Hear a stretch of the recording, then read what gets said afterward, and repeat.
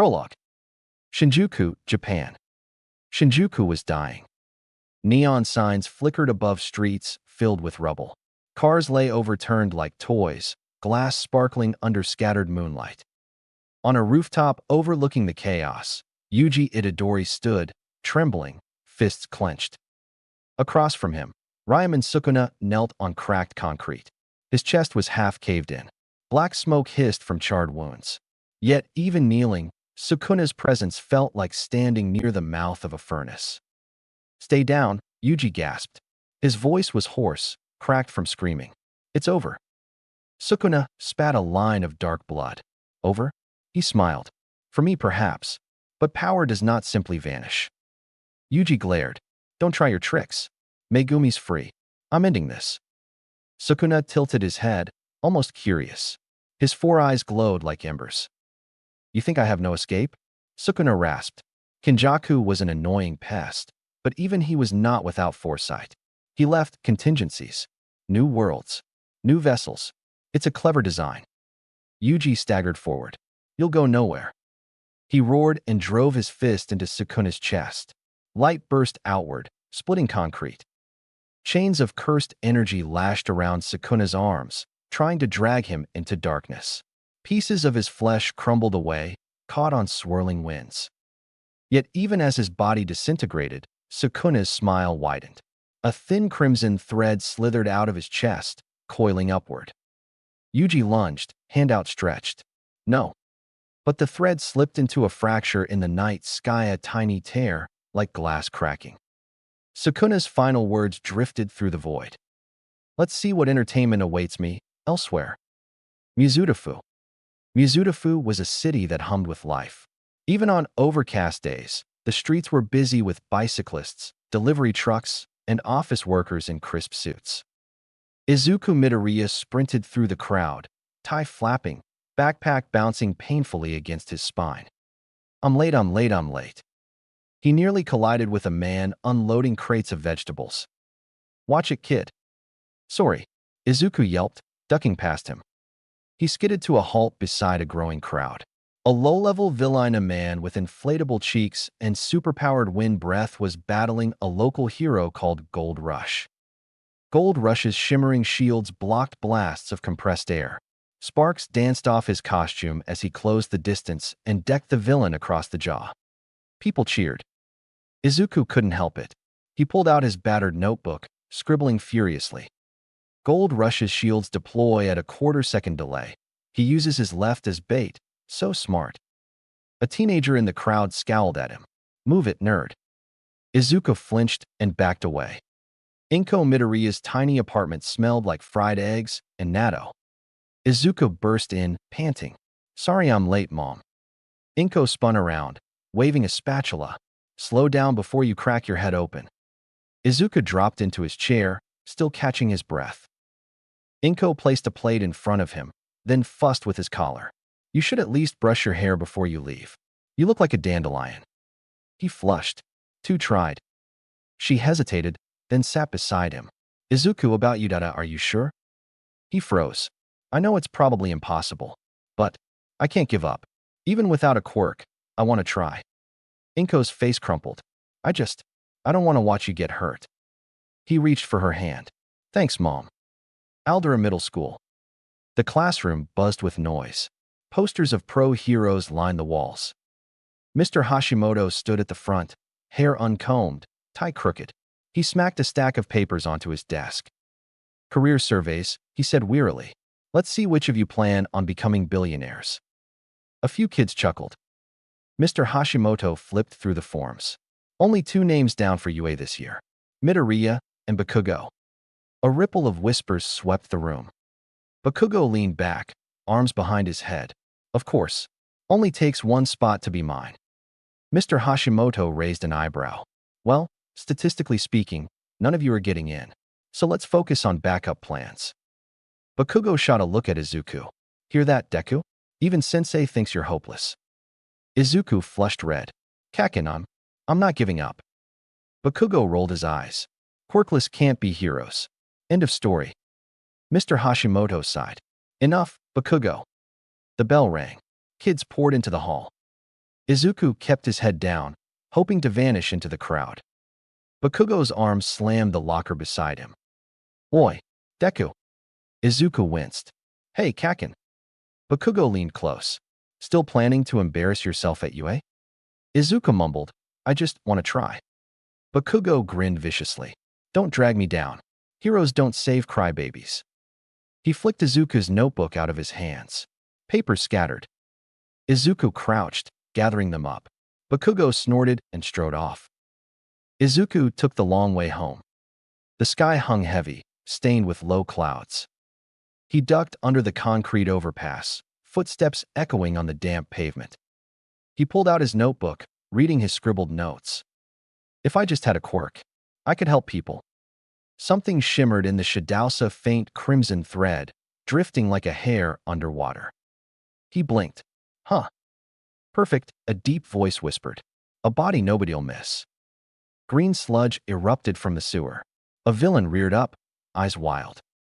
Gimme your body, kid.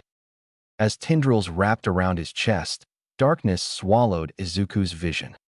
He felt himself falling inward. When he opened his eyes, he was standing in blackness, and a man stood before him. Or not a man. Ryaman Sukuna was tall and lean, with pale skin marked in jagged crimson tattoos. Her eyes glowed faintly in the gloom. Two curved black markings cut across his forehead. He wore loose, ancient robes cinched at the waist. Despite his injuries, power simmered around him like distant thunder. He gazed at Izuku with a lazy, sardonic smile. Well, look at you. Sukuna's voice was smooth, almost conversational. Small, weak, eyes like a beaten dog. Izuku staggered back. What are you? Sukuna tilted his head. A king once, a monster always, and lately a refugee. Izuku trembled. Stay out of my head. Sukuna spread his hands. Don't flatter yourself. Your mind barely qualifies as shelter, but your body. He looked Izuku up and down, frowning faintly. Thin. No cursed energy. I've inhabited worse. Izuku clenched his fists. I'm not letting you take over. Sukuna gave a dry, barking laugh. Oh, listen to you. Not letting me. You're quirkless. No power, no prospects. Yet you still dare to dream. Izuku's eyes filled with tears. Shut up. Sukuna's expression darkened slightly. Careful, brat. I'm diminished at the moment. My strength bled away in that last fight. But make no mistake, I am still Sukuna. He stepped closer. And from this day forward, your body is my kingdom. Izuku snapped awake. Steam sizzled off his skin. Red sparks flickered across his arms. The sludge villain screamed. What the hell are you? All Might dropped into the tunnel like a meteor. I am here. He stared at the steaming villain puddle, then at Izuku. Young man, are you all right? Izuku blinked rapidly. I think so. All Might crouched, peering closer. You seem unstable. Izuku laughed nervously. Yeah. All Might tilted his head. That blast of power just now, was that your quirk? Izuku shook his head, panic rising. I don't have a quirk. All Might's brows knit. He seemed troubled but didn't press further. Well, in any case, be careful. He gave Izuku a thumbs up, scooped up the villain sludge in bottles, and launched into the sky. Izuku sat hunched on his bed. Outside, rain pattered against the window. He kept replaying Sukuna's words. From this day forward, your body is my kingdom. Inko peeked into his room, holding a mug of tea. Izuku, can we talk? He forced a weak smile. Sorry, Mom. I'm just tired. She nodded slowly. All right, but I'm here if you want to talk. He waited until the door clicked shut. Then he whispered, I'm not yours. A low chuckle echoed in the darkness of his mind. Such spirit from such a small creature. Sukuna's voice curled around his thoughts, silk over blades. Fight me all you like, brat. It makes no difference. Izuku clenched his fists, jaw trembling. I'll find a way to get rid of you. Sukuna gave a soft snort, as if bored. You can try. Meanwhile, let's see how amusing this little hero society truly is. There was a pause. I wonder how many screams it would take to break you. Izuku's breath caught in his throat. Sukuna hummed, almost pleasantly. For now, behave yourself. I'd rather not waste this vessel so soon. The presence retreated, leaving silence and the sound of rain. Izuku could only stare at his trembling hands.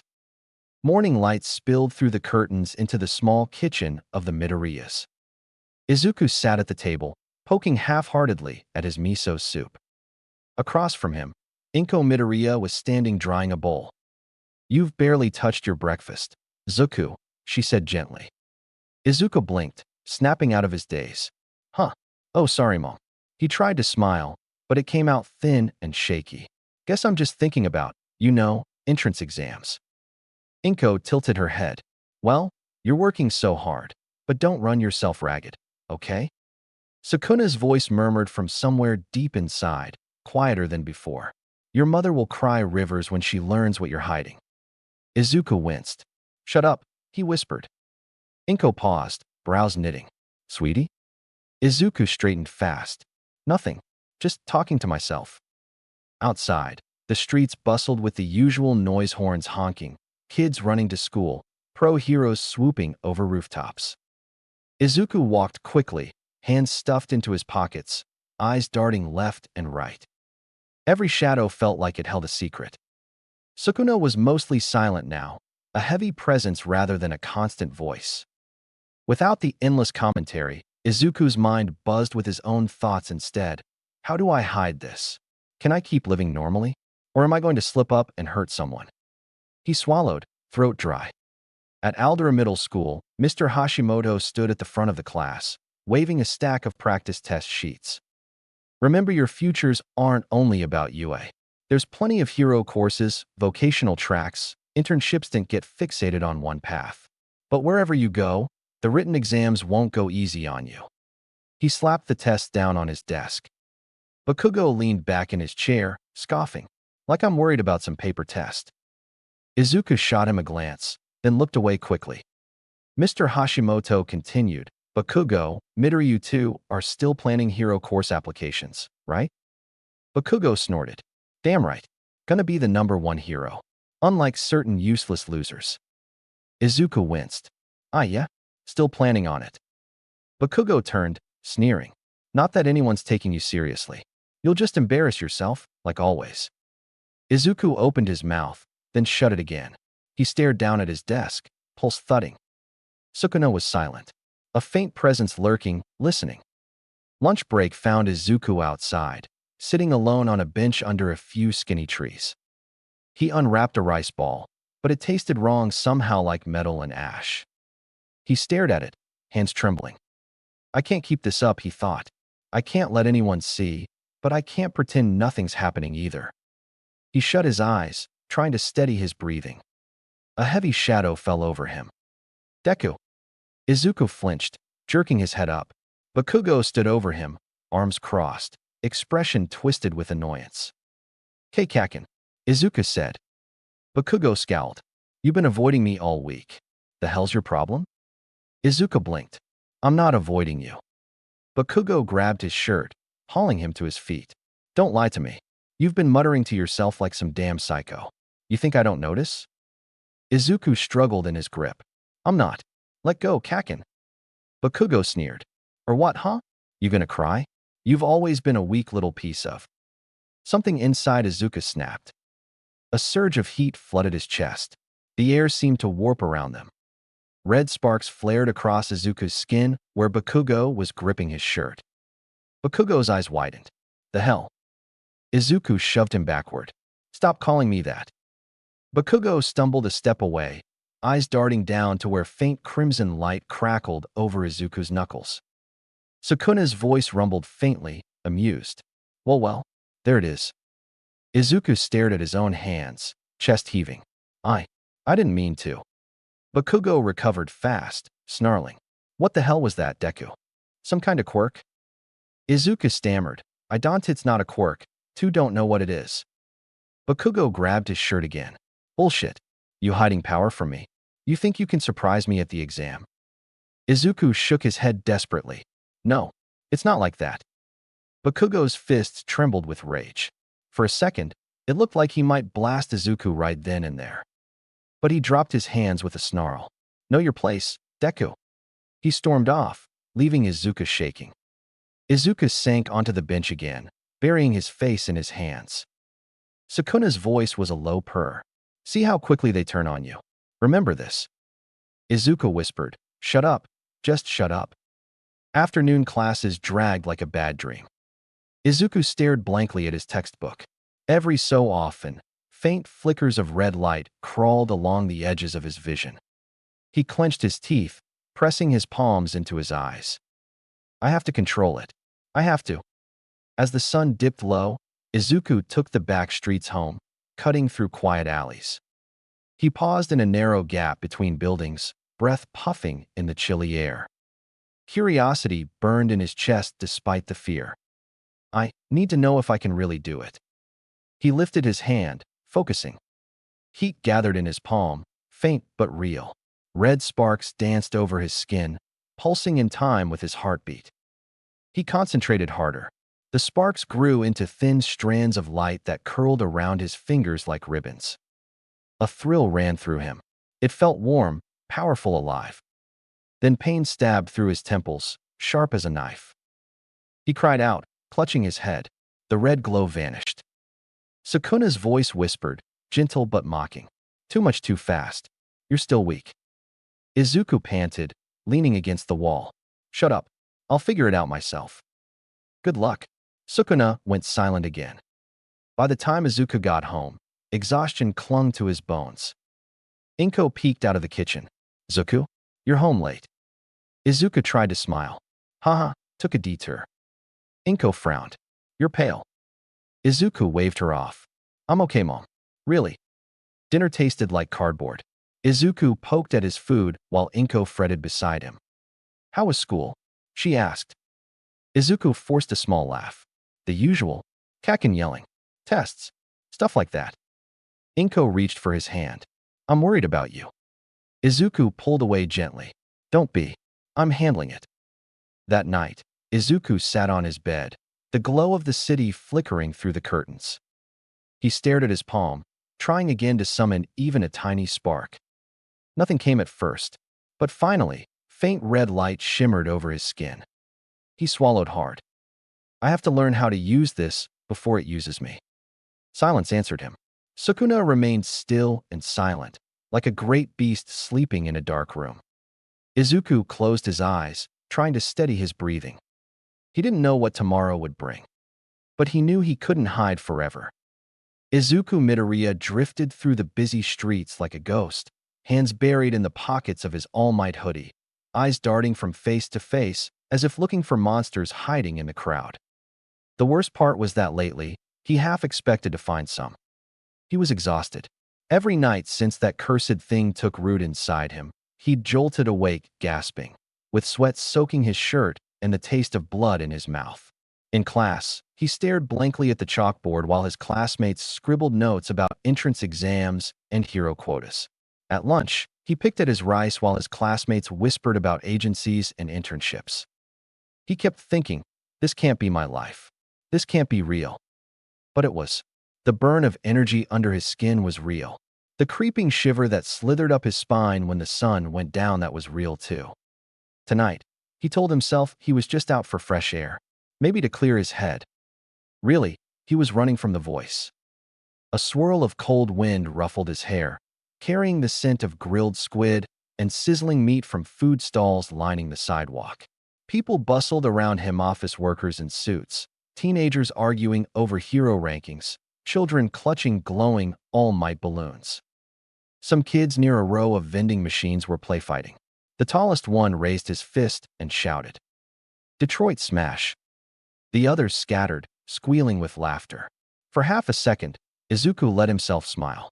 The sound of kids pretending to be heroes was warm and normal, a patch of sunlight in his stormy head. But then he blinked and caught a glimmer of something red in the darkness between the Machinesa's single flicker, gone as quickly as it appeared. His chest tightened. "Just lights," he muttered under his breath. "Just lights reflecting off something." "Liar," a voice stirred inside him. Izuku's whole body went stiff. His pulse thudded like a hammer against his ribs. You feel it, even now, the fear in their little hearts, the darkness crawling under their skin. He kept his eyes on the pavement, shoulders hunched. He tried not to answer. If he ignored it, maybe it would go away. It didn't. Why do you cling to this place? These fragile humans. These plastic idols. You're not one of them anymore. I am, he hissed under his breath. I'm still me. People glanced at him as they passed, curiosity or pity in their eyes. Izuku forced himself to smile and keep moving, heart racing. The voice chuckled, low and wicked. For now. He kept walking. Block by block, the bright signs blurred together: hero merch shops, noodle stalls, flashing billboards promising support gear that could maximize your quirk's potential. All things he'd dreamed about since he was little. All things that now felt a million miles away. A part of him wanted to stop in front of the store windows and pretend he was just another hopeful kid again, imagining his name in the rankings alongside the pros. But every time he slowed down, he felt the voice coiling closer to the surface, like a hand about to close around his throat. So he kept moving. Near a corner yakitori stand, he forced himself to line up with a handful of other customers. The stall was old, weather-beaten, with counters, a flickering fluorescent lamp, a hand-painted menu with prices that hadn't changed in years. The smell of grilled chicken made his stomach clench with hunger he'd almost forgotten he had. When it was his turn, the old woman behind the counter gave him a warm, papery smile. You look tired, young man. Long day? He swallowed. Yeah, just a lot on my mind. She nodded like she understood exactly. Well, food helps everything. What'll it be? He fumbled for coins in his pocket, palms clammy. 2 skewers of Negima, please. She passed them to him wrapped in wax paper. Eat up. It'll make you strong. Izuku almost laughed. If only she knew. Strong, the voice drawled inside him. She doesn't realize you're already stronger than these insects. Strong enough to tear them in half. He squeezed the wax paper until grease oozed through. For a second, he wondered what it would feel like to let that voice take over, if the hunger in it would finally quiet if he just stopped fighting. He hated himself for even thinking it. But he was so tired. Thank you, he managed, bowing a little too quickly. He walked away without meeting her eyes. The wax paper felt heavy in his hand.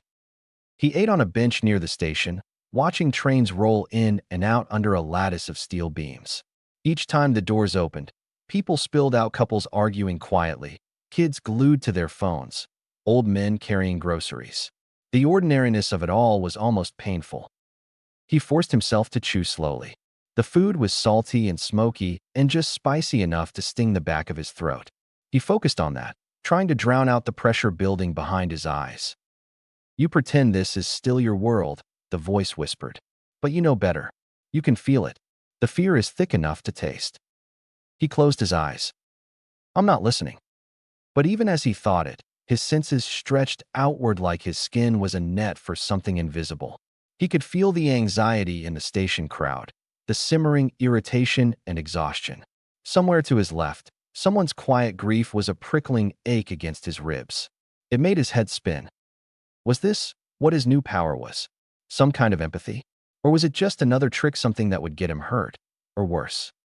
He didn't know. After he finished eating, he crumpled the paper into his hoodie pocket and started walking again. He tried to stick to busier streets, thinking maybe the noise would help drown out the voice. It worked, a little, at least enough to keep his breathing steady. He passed a window display full of All Might figurines in fighting poses.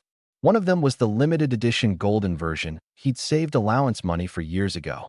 He remembered pressing his face to the glass as a kid, promising himself he'd be strong like that someday. Fearless. Unbreakable. Now he looked at the same plastic smile and felt hollow. At the next crosswalk, a man in a suit nearly bumped into him, muttering under his breath about damn kids standing around. Izuku bowed in apology, too tired to argue. As the light changed, he stepped off the curb and felt something like static brush the back of his neck. He stopped. The crowd flowed around him in impatient ripples. No one else seemed to feel it strange, prickling cold threading through the air like an invisible fog. His breath hitched. Yes, Sukuna said, closer than before. It's coming. Something you can't pretend away. His heart started to pound. He turned his head slowly, searching for the source of the feeling. Nothing looked out of place, just people crossing the street, neon signs winking in the gloom. But under the smell of grilled food and car exhaust, there was something else, like rotting flowers, like the inside of an old grave. He swallowed hard. What is it? He thought before he could stop himself. The voice hummed, amused. Something hungry. Like me. He hurried across the street before the light changed again, forcing himself not to run. His skin crawled with the sense that if he looked over his shoulder, he'd see something crawling after him on 1,000 legs. The feeling only faded once he reached a brightly lit arcade entrance and pressed his back to the glass. His hands were shaking. He knew he couldn't stay here all night, but he also knew he couldn't go home like this, sweating, pale, half certain he was losing his mind. His mother had been worried enough lately. He'd seen it in her eyes every time he came home later than he should, or jumped at shadows in the hallway. He didn't want to give her more reasons to be afraid. So he stood there, trying to slow his breathing while bright electronic music pulsed from inside the arcade. People laughed over rhythm games and crane machines, oblivious to the storm in his chest. "You'll never belong here again," the voice said softly, almost kindly, "no matter how long you pretend." He bit his lip so hard he tasted copper. "I'm still me," he whispered. He didn't know how long he stood there. Long enough for the arcade crowd to change twice. Long enough for the air to grow colder, the sky to darken to velvet black. His legs were stiff when he finally pushed himself away from the glass. He needed to move. He needed to see with his own eyes that there was nothing waiting in the dark to tear him apart. So he started walking again. By the time he reached the quieter end of downtown, the crowds had thinned to a scattering of late commuters and a few shop owners pulling down their shutters. The hush made every step feel too loud. Every flickering light seemed like a signal. He turned a corner near an old bus station and froze. Up ahead, an alley stretched between two shuttered stores. Something in the shadows there shifted, just for a moment. His pulse jumped into his throat. It was too dark to see clearly, but he could feel Ida low, thrumming malice, as unmistakable as the weight of his own heartbeat. There, the voice sighed. "See, you're not imagining it." A cold sweat prickled along his spine. He tried to back away, but his legs wouldn't move. Something was in that alley, watching him, waiting. He didn't know how long he stood there. He couldn't have said if it was seconds or minutes before a gust of wind stirred trash along the curb and broke the spell. He stumbled back 2 steps, heart hammering. Then, slowly, the feeling began to recede like a hand drawing back from his throat. The shadows stopped twitching. The cold eased. Izuku took a shuddering breath.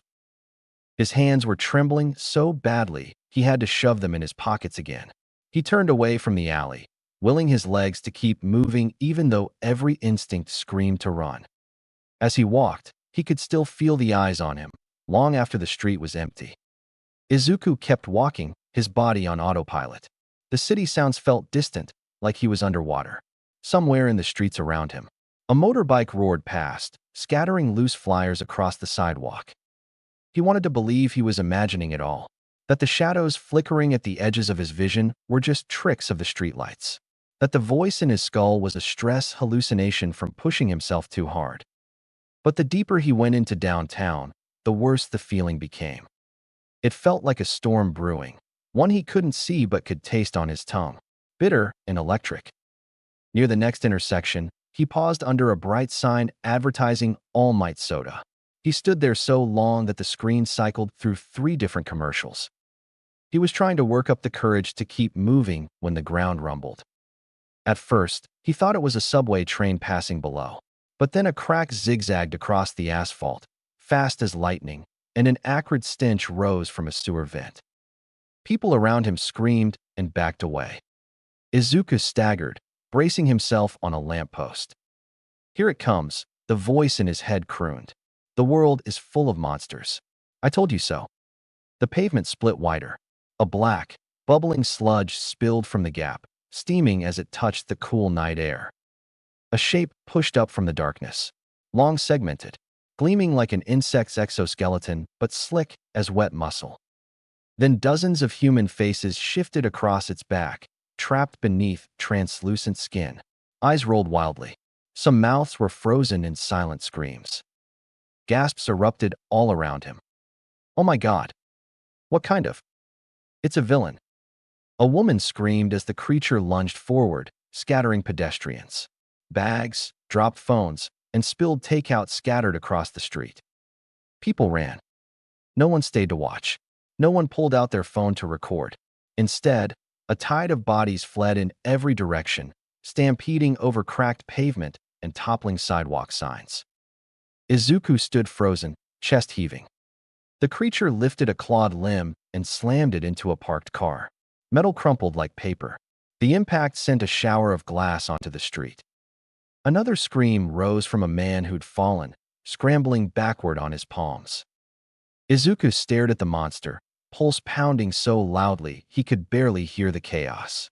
His brain kept repeating the same useless thought. That's not a quirk. That's not a quirk.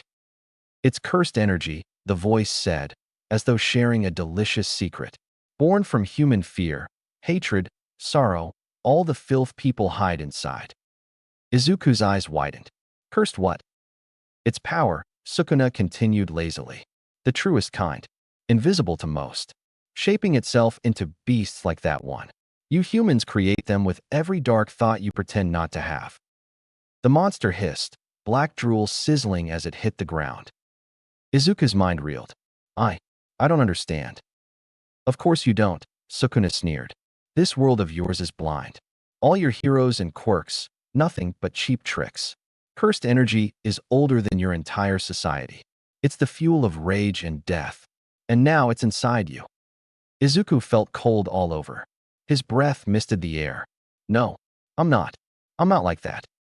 Not yet, Sukuna mused. But you feel it, don't you? Lurking under your skin. It wants out. The curse let out a shriek, coiling its massive body. Then it shot forward, aiming straight for the man crawling away on the pavement. Instinct took over. Izuku dashed in, grabbing the man's arm and hauling him upright. Run. The man barely managed a sobbed thank you before stumbling away, blood dripping from a cut on his temple. The creature's claw slammed down where Izuku had been standing a heartbeat earlier. Pavement shattered, leaving a jagged crater. Izuku staggered backward, arms raised. A chill raced up his spine. That thing was so close he could smell it like rotting flowers mixed with sour sweat. Its patchwork faces writhed, mouthing silent words. Let me out, Sukuna whispered silkily. I'll tear it apart. A single flick of my finger and it'll be gone. No. Izuku snapped, voice shaking. I'm not letting you out. You're going to die otherwise, Sukuna said, sounding bored. Is that what you want? Izuku clenched his fists until his nails bit into his palms. The monster lunged again, a claw slicing horizontally. Izuku dropped low, skidding on his knees as the limb whooshed overhead, smashing into a lamp post. Sparks rained down, sizzling against the creature's slick hide. Pain exploded in Izuku's ribs. His breath caught. He nearly collapsed, but forced himself upright. He didn't dare look at the crowd anymore. Because there was hardly a crowd left. People had fled so fast the intersection felt eerily empty, littered only with bags, fallen signs, and scattered glass. Somewhere in the distance, sirens wailed. Izuku's entire body screamed at him to run. But the curse loomed, hissing, dripping black slime. And beneath his fear, he felt a faint, pulsing heat in his chest. Like a second heartbeat. Something coiling tighter and tighter. Your cursed energy, Sukuna murmured. Stop wasting time. Draw on it. Or die. I don't even know how. It's instinct, Sukuna said. Rage. Fear. Let it flood out. Picture what you want destroyed and crush it. Izuku staggered a step backward. His fists trembled. He thought of his mom. Of the people running in terror. Of the way this monster's presence made the whole street feel poisoned. He couldn't let this thing keep going. The creature lunged again. Izuku moved on reflex. He stepped into the creature's swing and punched forward. His fist collided with the curse's chest, and this time, there was a flash of deep crimson light. A ripple of force burst outward, sending cracks spidering through the creature's flesh. It shrieked, reeling backward. Izuku stumbled, gasping. His hand throbbed, as if he'd slammed it into solid concrete. But a faint, dark glow still pulsed around his fingers.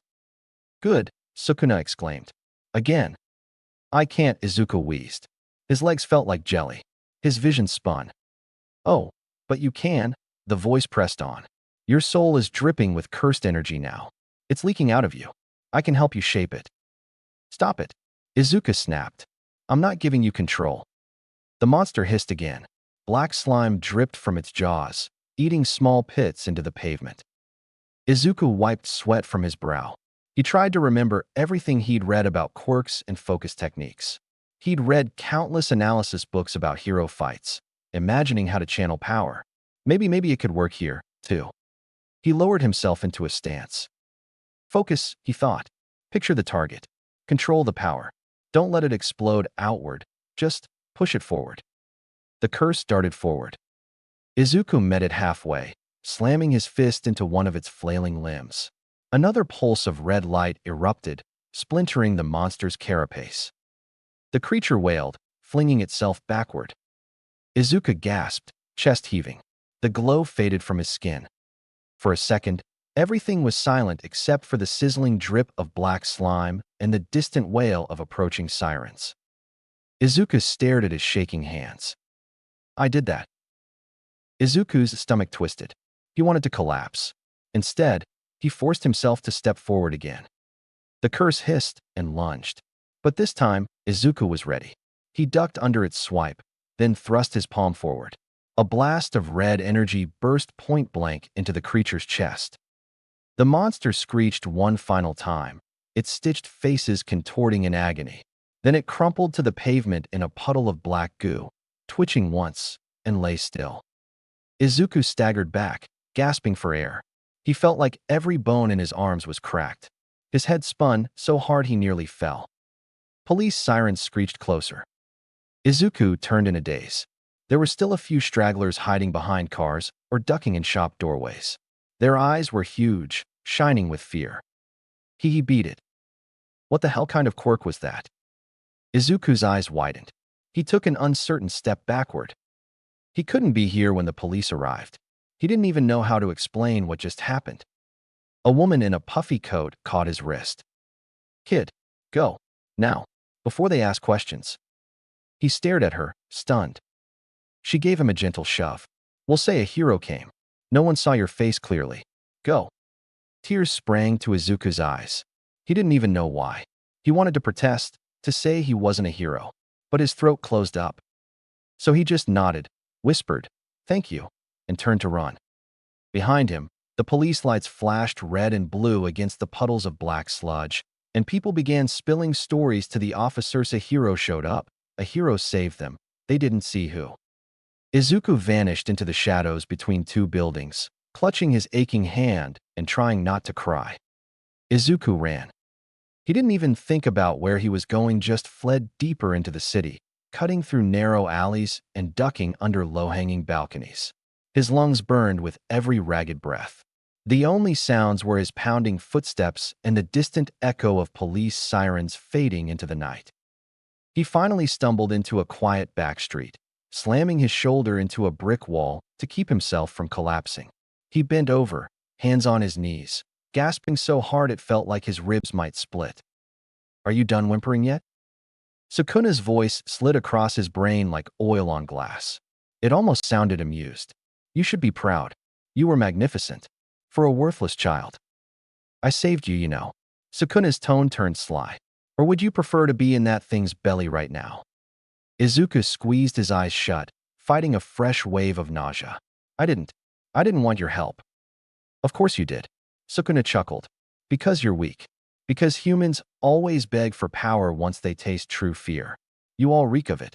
Fear, hate, grief. That's why curses exist at all. Izuku's head jerked up.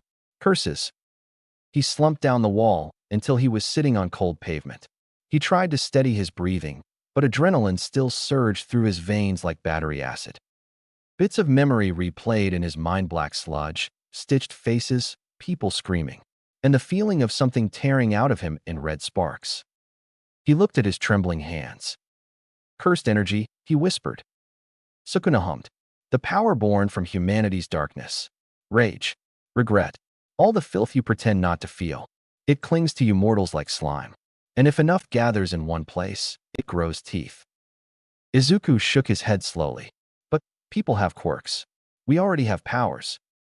Quirks, Sukuna scoffed. Cheap party tricks. Bright lights and flash. But curses are real. They're pure. Raw hatred given flesh. And now, his voice dropped low. It's inside you too. Izuku shivered. No, I'm not. I'm not a monster. No. Sukuna sounded almost gentle. Then why did you like it? Izuku's breath caught. I didn't. Didn't you? That moment your fist cracked that beast's hide? That surge of power in your blood? You wanted it. You wanted more. Admit it, brat. Izuku clenched his jaw until his teeth ached. He thought of the creature's scream, the look of terror in the few civilians' eyes, even the way the lady had pushed him away to save him from questions. He didn't want power like that. He didn't want any of this. A gust of wind stirred wrappers and leaves along the alley floor. He tried to focus on the small, normal sounds, the buzz of an air conditioner dripping overhead, the low thump of music from a distant bar. He wanted so badly to go home. But he couldn't show up like this, not trembling and covered in grime, with black stains still darkening the sleeve of his uniform. His mother would know instantly something was wrong. He couldn't bear the thought of her worrying more than she already did. He pressed his palms over his eyes. Why me? Because you were empty, Sukuna said bluntly. Empty of power, empty of purpose, and in that emptiness, curses bloom best. Izuku flinched. He didn't want to admit how true that sounded. He'd spent years yearning for any spark of strength, praying to be something more than a quirkless nobody. Maybe that desperation had opened some door. He wiped at his face with the back of his sleeve. The black smudges came away like soot. Far overhead, unseen, a shadow lingered on a rooftop edge. All Might crouched there, still hidden from view. His thin frame hunched in the gloom, long cloak fluttering in the breeze. His sharp blue eyes tracked Izuku's shaking silhouette. Izuku Midoriya. The name echoed in his head as he watched the boy below. He didn't know the green-haired kid personally. He only recognized him vaguely from a few days ago, the same timid boy he'd saved from the sludge villain. All Might's brows knitted in concern. Back then, he told me he had no quirk. So why tonight? He'd arrived barely too late. He'd seen glimpses of the fight from a distance. The flashes of crimson energy. The monstrous creature dissolving into tar under the boy's fists. It hadn't been a normal quirk battle. Not by any measure. All Might's chest felt tight. No, there's something else happening here. Meanwhile, Izuku slowly climbed to his feet, wiping dirt off his pants. His legs wobbled under him. He needed to get away before anyone found him. He shuffled out of the alley and into a quieter street lined with shuttered shops. He tried to appear casual, keeping his head low, but every step felt like dragging chains behind him. Sukuna's voice returned, soft and coaxing. You'll never control it without me. It will devour you. The energy you used tonight was just a drop. Imagine how much more you could do if you stopped resisting. I don't want to be like you, Izuku muttered. But you already are, Sukuna replied. A little seed, waiting to bloom. You're mine, brat. Sooner or later, you'll admit it. Izuku swallowed hard, fighting back a surge of panic. He felt the cursed energy swirling under his skin, in a low hum, almost like static electricity. It wanted out. He could feel it straining to claw free whenever he got angry or afraid. He clenched his fists tighter. No, he thought. I'm not giving in. I'll figure it out. I'll make this mine. He passed a convenience store where an exhausted clerk was sweeping glass off the sidewalk. Shattered bottles glinted under the fluorescence. Police tape fluttered at the next intersection. Izuku kept his head down, moving quickly. On the rooftop, All Might rose slowly, wind tugging at his hair. A worried frown carved deep lines into his thin face. Young man, just what have you become? By the time Izuku reached a narrow pedestrian bridge near the river, his adrenaline had worn off, leaving him shaking all over. He stopped in the middle of the bridge, gripping the metal railing as the water flowed black and silent beneath him. He stared down at his own reflection, pale and gaunt in the moonlight. His eyes looked too big in his face, Shadows pooled under them like bruises. "I'm still me," he whispered. But for the first time all night, he wasn't sure he believed it. The sun was almost down as Izuku stumbled along the side streets toward home. The dawn chill cut through his torn school uniform. He winced every few steps as bruises pulsed dully under his skin. His knuckles were scraped raw, caked in dried black sludge that flaked away like ash when he flexed his fingers. A part of him desperately wanted to collapse right there on the sidewalk, but another part whispered that if he stopped moving, he'd never start again. "You look pathetic," Sukuna said, voice echoing in Izuku's skull like a mocking breeze. "One little fight, and you're already limping home. Weak." "I'm not weak," Izuku muttered under his breath. "You know nothing," Sukuna went on. "You're fumbling in the dark with power that could level cities." Izuku's stomach turned. He quickened his pace, nearly tripping over a loose tile on the sidewalk. He couldn't afford to be seen like this. His mother would. A pang of guilt slammed through his chest. He finally reached his apartment building just as sunlight spilled over the rooftops. He slipped into the elevator, avoiding the gaze of an old man carrying a paper grocery bag. The doors closed with a soft ding. Izuku leaned his forehead against the metal wall, eyes closing. "I'm still me," he thought. "I'm still me." But his hands wouldn't stop trembling. The smell of miso soup and grilled fish hit him the moment he opened the front door. "Welcome home, Izuku," his mother's voice called from the kitchen. "I woke up and saw you weren't in bed, so I started breakfast." "Are you?" She turned, wiping her hands on a towel and froze. Her eyes swept over his torn uniform, the black grime on his collar, the way he held one arm slightly across his ribs. "Oh my God, Izuku. What happened?" Izuku flinched. "Two just fell. Kaken pushed me, I mean." Inko rushed forward, pressing her warm hands to his cheeks, tipping his chin this way and that, searching for injuries. "Your uniform is ruined. You're shaking. Was there a villain attack? Should I call the police? Or a hero?" Izuku felt his throat close up. He wanted so badly to tell her, to spill everything, the monster, the cursed energy, the voice inside him. But he couldn't, not when he saw the fear swimming in her eyes. He forced a shaky smile. I tripped running for the train. It's nothing, really." Her mouth pinched into a worried line, but she let him go. "Sit. I'll get your breakfast." He sat at the table, fingers digging into the wood grain. His mother bustled around the kitchen, humming to herself, but her eyes flicked over to him every few seconds. Sukuna's voice rolled in, casual but edged. "Lying to your own mother. How charming. And here I thought you were the honest type." "Shut up," Izuku hissed under his breath. Inko turned. "What was that, sweetie?" "Nothing. Just, talking to myself." She sighed and set a steaming bowl of soup in front of him. "Please, Izuku, don't let Bakugo push you around so much. You've got the UA entrance exams in just a few weeks. You need to focus." The words hit Izuku like a slap. A few weeks. That was all the time left until the UA exams. His gut twisted. How could he possibly walk into those exams like nothing was wrong? What if he lost control? What if Sukuna broke free during a combat trial? His spoon rattled against the bowl. Inko frowned. "Are you sure you're okay?" He forced a swallow of miso, ignoring how it turned to glue in his mouth. "Yeah, just tired."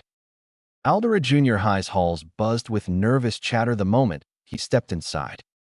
Izuku slunk through the corridor, holding his backpack straps tight against his chest. A faint coppery taste lingered in his mouth, a reminder of the fight, of black ichor spraying from that monster's torn flesh. Every time he blinked, he saw red sparks. He reached his classroom and hesitated outside the door. Inside, voices overlapped. "Did you see the news? That monster in downtown last night. Totally crazy, man. Like something out of a horror movie. Police said it wasn't a villain, but what else could it be?" Izuku swallowed hard and slipped into his seat. He kept his head down, praying no one would notice the scabs on his knuckles. One kid leaned over from the next row, eyes bright. "Hey, Midoriya, you were always studying heroes, right? Did you hear about that red light quirk downtown?" Izuku blinked. "RR light." "Yeah, this monster appeared out of nowhere. But some hero punched it so hard it exploded. People said his fists were glowing red. You think it was an underground hero trying out some new quirk? Izuku's breath hitched. He managed a weak shrug. Could be. Another classmate chimed in. My cousin said it was some villain's experiment gone wrong, like those bioweapon rumors. Izuku squeezed his hands into fists under the desk. His mind raced. It wasn't a quirk. It was cursed energy. But how could I explain that when even I don't understand it? Sukuna's voice drifted through his skull, taunting and amused. They're all blind. You're drowning in a sea of power none of them can even see. How delicious. Izuku shivered. He wanted to slam his head against his desk to make the voice stop. Their teacher arrived, adjusting his tie. All right, everyone. Let's settle down. We've got a few weeks until the high school entrance exams. Remember, if any of you are aiming for UA, you'd better be polishing your applications. Several kids started whispering excitedly. One girl squealed, I heard All Might even visit the entrance tests. Izuku stared blankly at his desk. His pulse thudded in his ears. He'd dreamed of UA for as long as he could remember, but now it felt impossibly far away. You'll never make it, Sukuna said. Not unless you accept me. You'll stand on that stage, and your weak body will crumble. And I'll be free. Izuku gritted his teeth so hard his jaw popped. From the front of the room, the teacher called, Midoriya? Izuku jerked. Why, sir? You're still going for UA, right? The entire class turned to look at him. He felt their eyes like hot needles. His mouth opened and no sound came out. Finally, he croaked, Why? The teacher gave him a skeptical look. Good. Keep working hard. Izuku stared down at his trembling hands, Sukuna's words still echoing in his mind. You'll never make it. Izuku didn't remember walking home from school. One moment, he was at his desk, the drone of the teacher's voice filling the classroom. The next, he was standing at the railing of a footbridge overlooking a busy street, the sun hanging low and orange between the rooftops. He gripped the metal railing so hard it rattled under his fingers. All those people, he thought. They don't know how close they came to dying yesterday. He squeezed his eyes shut as flashes of the fight assaulted him, black flesh bursting under his fists, the creature's shrieks, the scorching hiss of red energy bleeding from his knuckles. A low, satisfied chuckle echoed in his skull. You felt it, didn't you? The rush. The power surging through every vein. Izuku's breath hitched. I'm not like you. Not yet. Sukuna's voice dropped to a conspiratorial whisper. But the more you use it, the more it becomes yours. You'll see. Your soul will never be the same. Izuku shook his head, willing the voice away. He forced himself to keep moving, crossing the bridge and slipping into quieter side streets. Eventually, his steps carried him toward a crumbling lot littered with old bricks and weeds, the kind of forgotten place heroes never patrolled. It felt safer, somehow. If he lost control out here, no one would see. He dropped his bag and stood in the middle of the concrete slab, his breath misting in the cool air. His heart thudded hard enough to hurt. Okay, he murmured. If I'm stuck with this, I have to learn how to control it. At last, some sense, Sukuna said. Otherwise you'll be nothing but prey. Izuku scowled. I'm not doing this for you. Believe what you like, Sukuna replied. But let me give you some advice, little sorcerer. Cursed energy isn't like those silly quirks you dream about. It's born of negative emotion. Rage, fear, pain. The more you suffer, the more power you'll have. Izuku swallowed. So I have to be angry to use it? Anger is a tool, Sukuna said. But there's more. You must feel the flow of energy through your gut, through your very soul. Shape it. Force it outward. If you fail. Izuku didn't have to ask what would happen if he failed. He could still feel the scorching ache in his fists from the night before.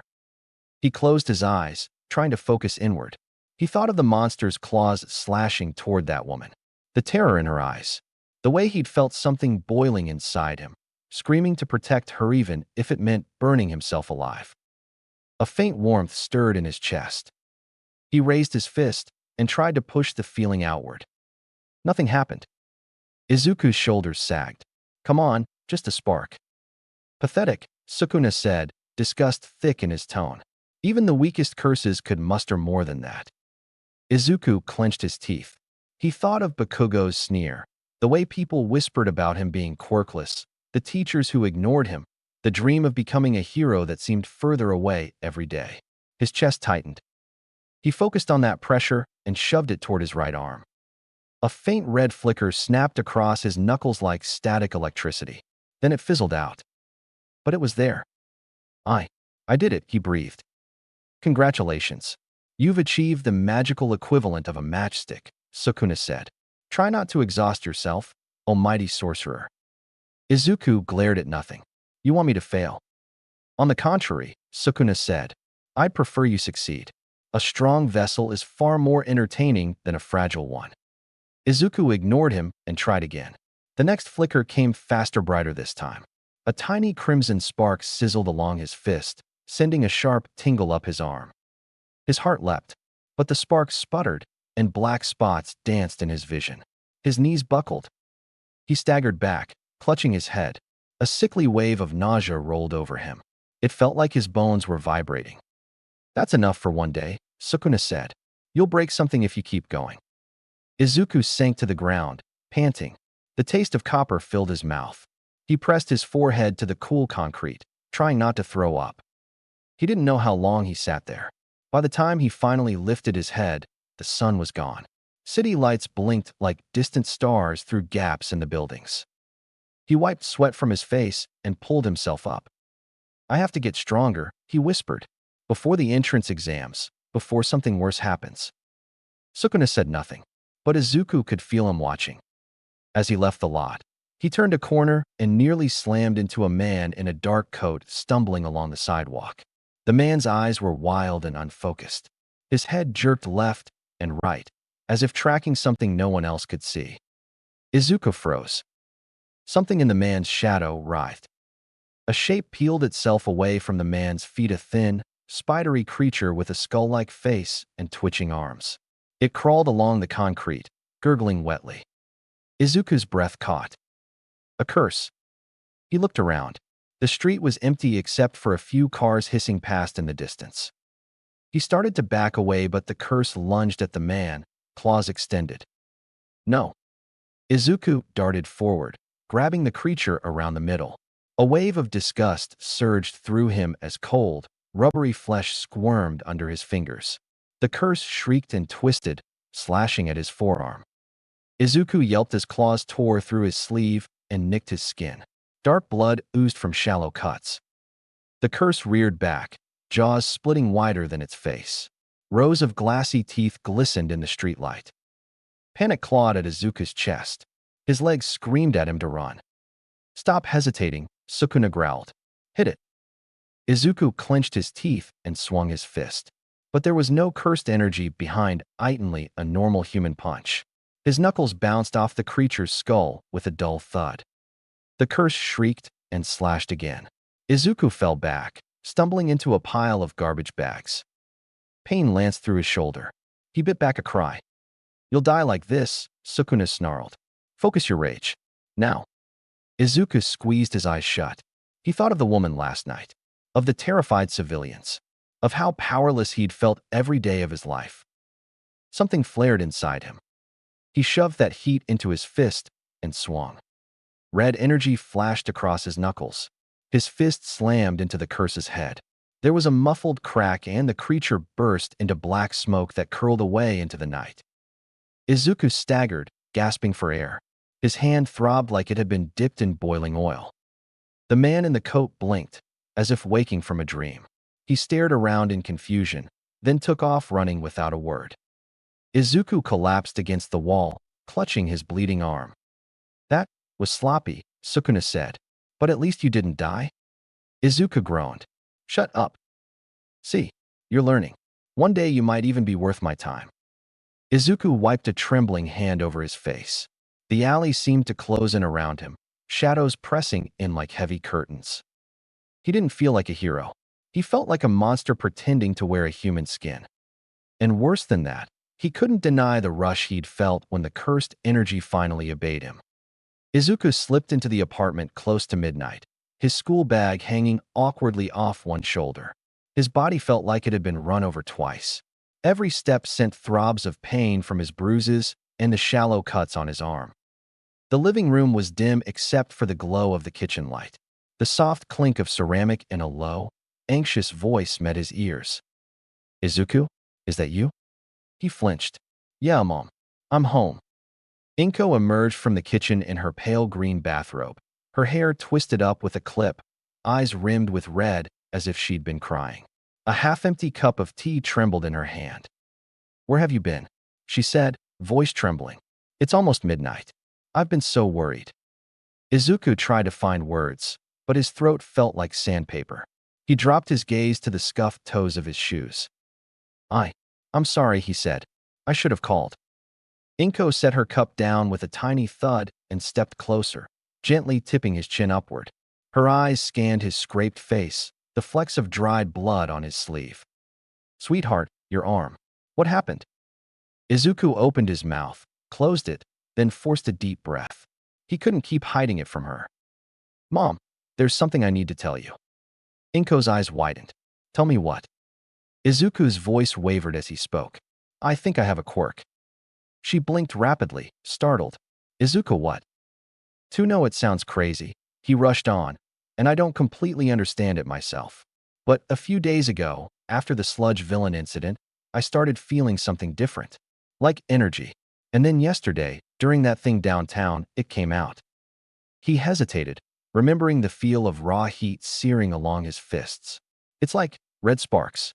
Almost like fire, but not. It doesn't look like any quirk I've ever seen. Inko's eyes filled with tears. She covered her mouth, voice thin and small. Oh, Izuku. I wanted to be sure before I told you, he said quietly. I didn't want to worry you if it was nothing. But it's real. I can feel it now all the time. I think this is my chance. Inko stepped forward and hugged him, her arms trembling as she held him close. I'm so proud of you, she whispered. Even if it's scary, you've waited your whole life for this. I'm scared too, Izuku admitted. I don't know if I can control it, but I'm going to try. You will, she said fiercely. You always have. Later that night, Izuku sat on the edge of his bed, staring at the faint scabs across his knuckles. Moonlight spilled across his desk, highlighting the edges of worn notebooks and All Might figurines. He flexed his fingers, feeling a ghost of heat spark beneath the skin. A low, measured voice curled through his mind, cool and almost amused. It's not much, you know. Izuku swallowed. You again. You expected otherwise? You and I are bound now. He closed his eyes. Why haven't you tried to take over? I know you could. That thing you did when you changed my arm, it felt like you were trying to break through. Sukuna was silent for a moment, then spoke, more calmly than before. If I were whole, I'd have no trouble. But your body is frail, boy, and your soul is stubborn. Izuku's breath caught. And besides, Sukuna continued, almost thoughtful, I am far weaker than you imagine. After the last battle, images flickered in Izuku's mind, an older boy with fierce eyes and hair cropped short. A blade of cursed energy severing something deeper than flesh. The sensation of being torn apart at the soul itself. The one who fought me left scars that will never heal. Even Kinjaku's machinations could only preserve a fragment. What you host now is perhaps 2 fingers worth of my power. Izuku pressed a hand over his chest, heart hammering. 2 fingers? Out of 20, Sukuna murmured. Even this small portion exceeds most curses. But not enough to wrest full control, not yet. So for now, I watch. I wait.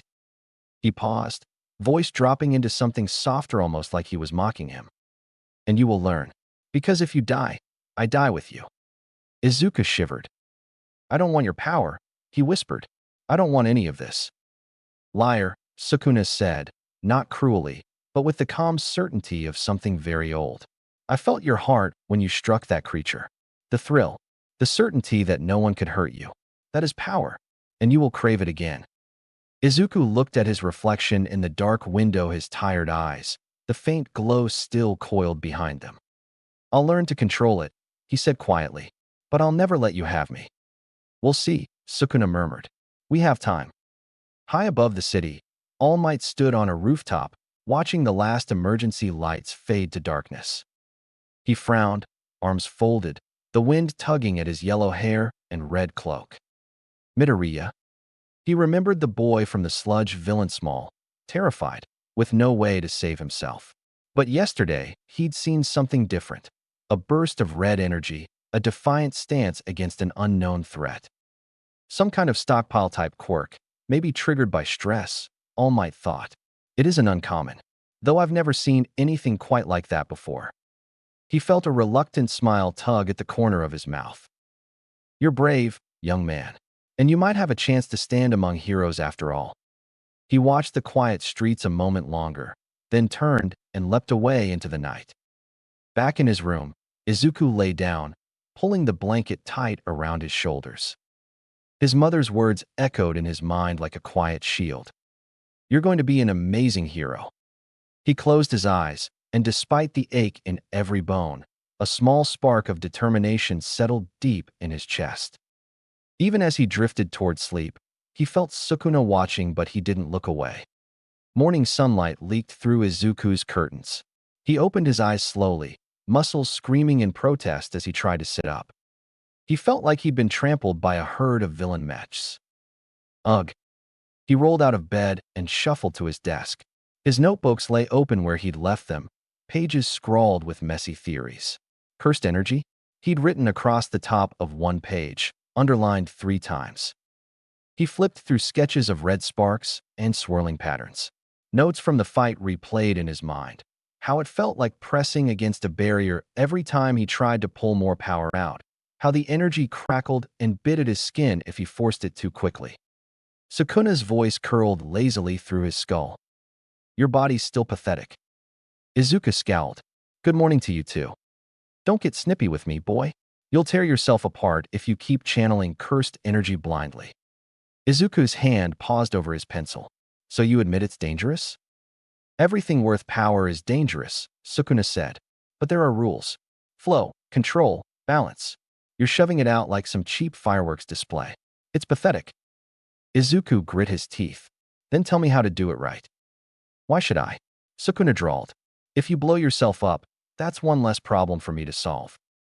Izuku closed the notebook and stood. Fine. I'll figure it out myself. Sukuna's laughter echoed faintly in his chest, but he said nothing more. He slipped out of the apartment while his mother was still half asleep, mumbling that he was going for a run. Outside, the sun felt too bright, the breeze too cold against the bruises along his ribs. People moved through the streets, chatting and laughing, as though monstrous curses hadn't prowled the shadows the night before. I guess it's better they don't know, Izuku thought. They'd just panic. A few blocks away lay an abandoned lot, ringed by a crumbling fence. Rusty metal sheets leaned against the walls, weeds tall enough to brush Izuku's knees. The perfect place to be alone. He hopped the fence and scanned the clearing. Okay, let's try this. He closed his eyes and reached inward, groping for the warmth that curled in his chest, the same heat that had surged through him during the fight. At first, there was nothing, only the drumbeat of his own pulse. Then felt it.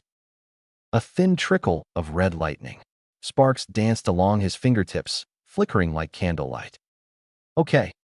He focused, trying to imagine the energy wrapping around his hands the way he'd seen it happen before. For a moment, it obeyed.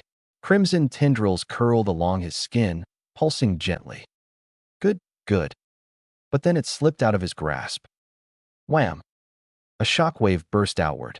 Dust and pebbles exploded from under his feet. He staggered back, coughing.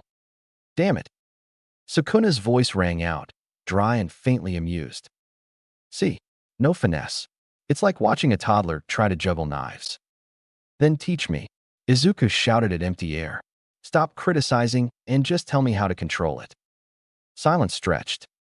Then, in a low tone, Sukuna murmured. Focus on your core.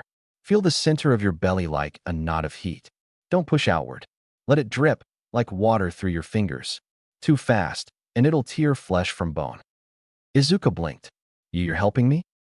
Don't mistake this for kindness, Sukuna scoffed. If you die, I vanish with you. I'm simply protecting my investment. Izuku took a shaky breath, closed his eyes again, and searched for that knot of heat. He tried not to shove it outward this time. Just let it flow. Sparks shimmered along his knuckles. They glowed softly instead of exploding.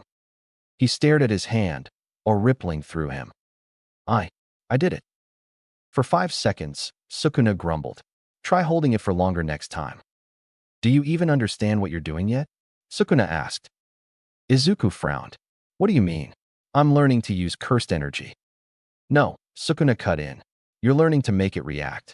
That's not the same as understanding it. You're trying to force it like a quirk.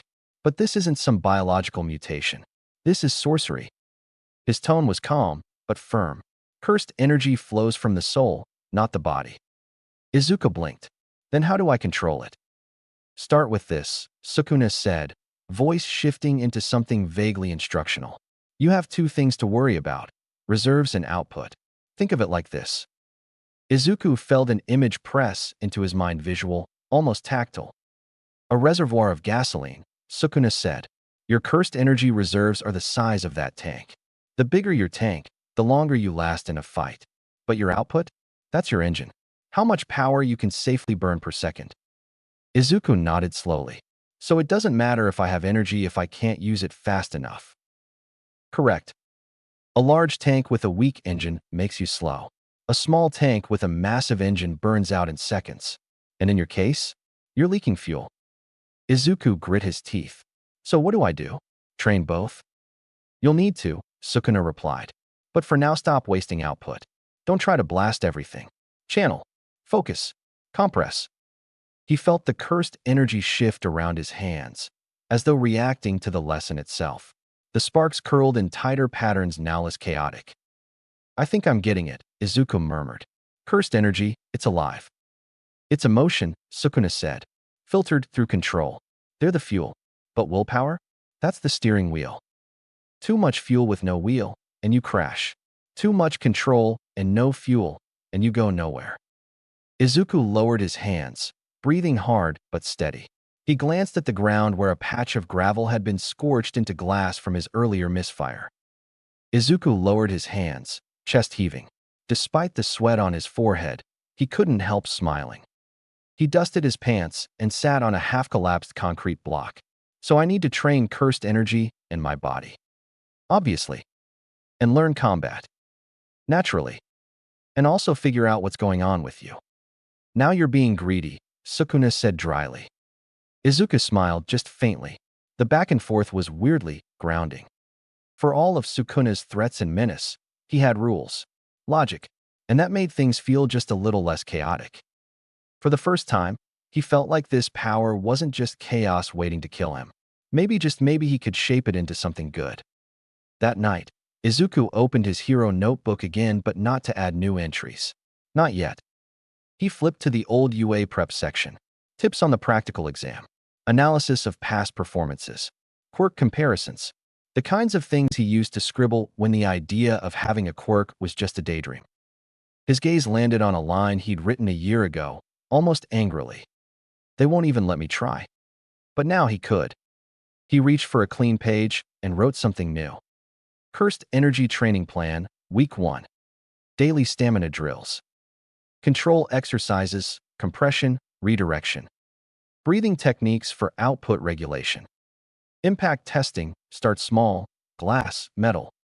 Muscle conditioning, body lag between energy usage. He paused, tapping his pen against the margin. Then, without fully realizing it, he added another line. Goal, make it into UA my way. Morning sunlight spilled over Mizutofu's bustling sidewalks.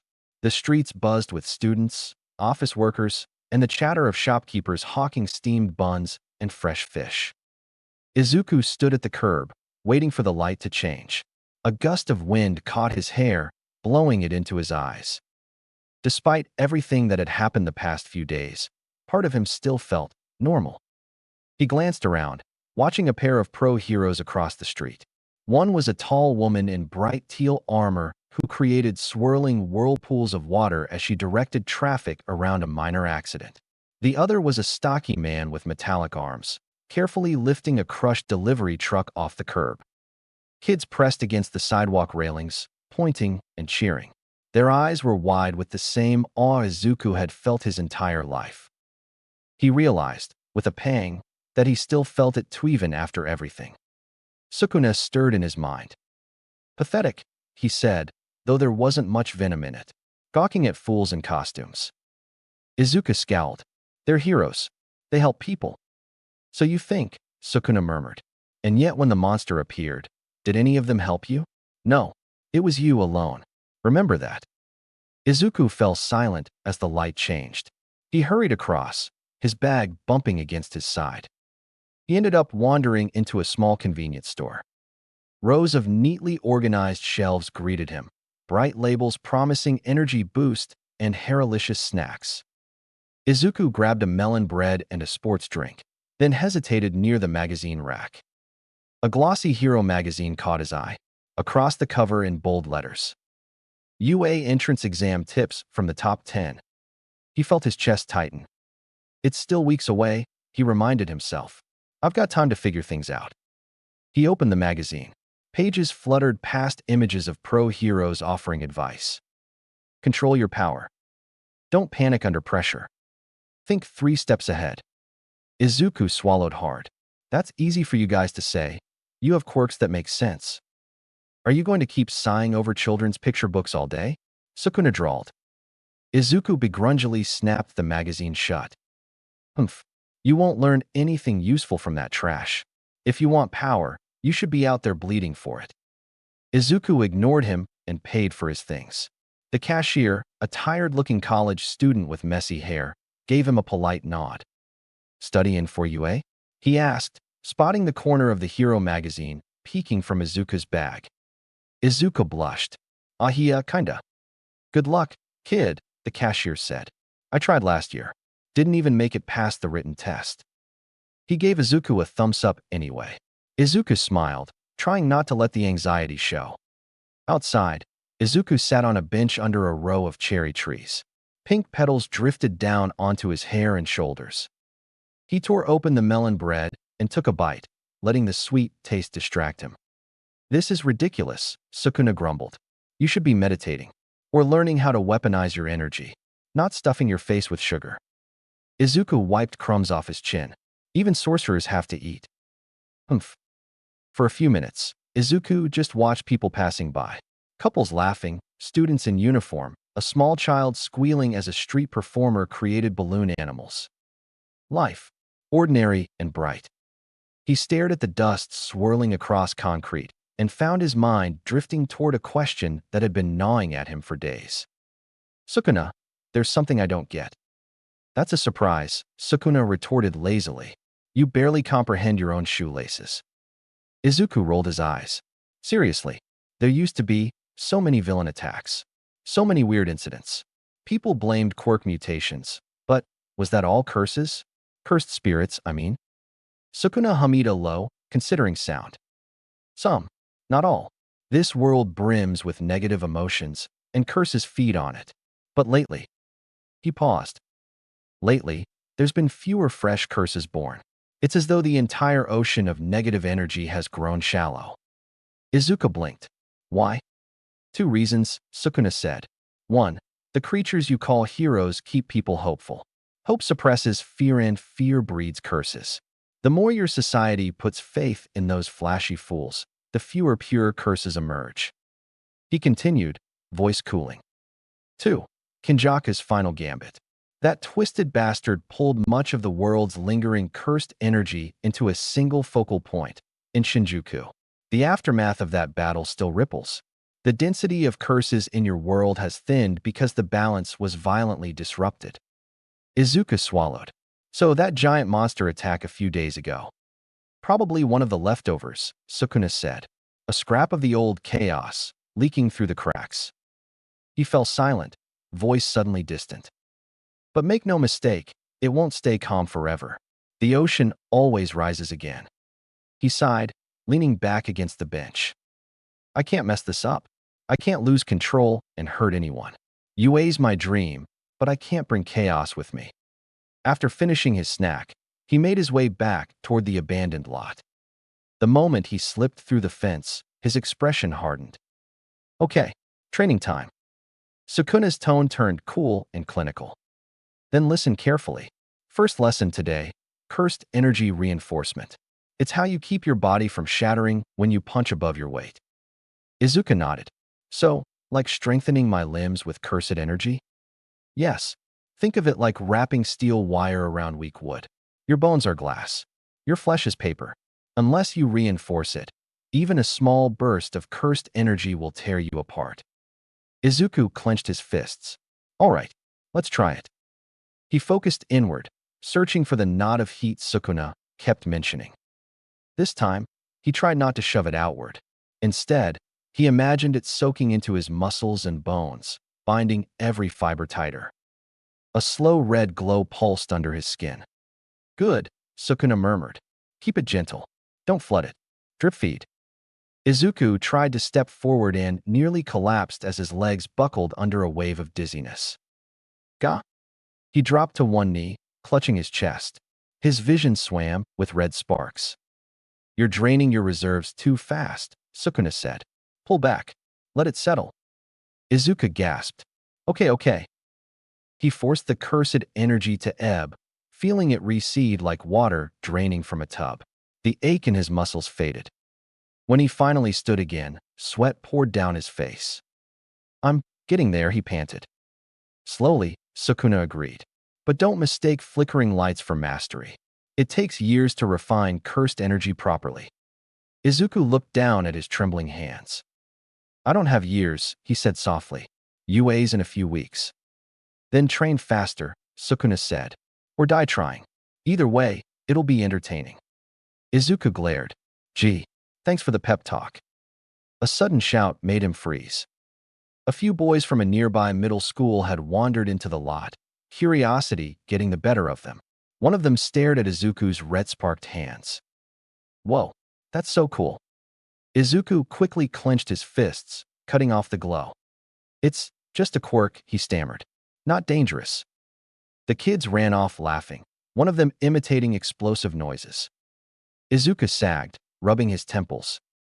That's going to happen a lot, Sukuna said dryly. You're flashy. People notice flashy. Yeah, Izuku muttered. That's what I'm worried about.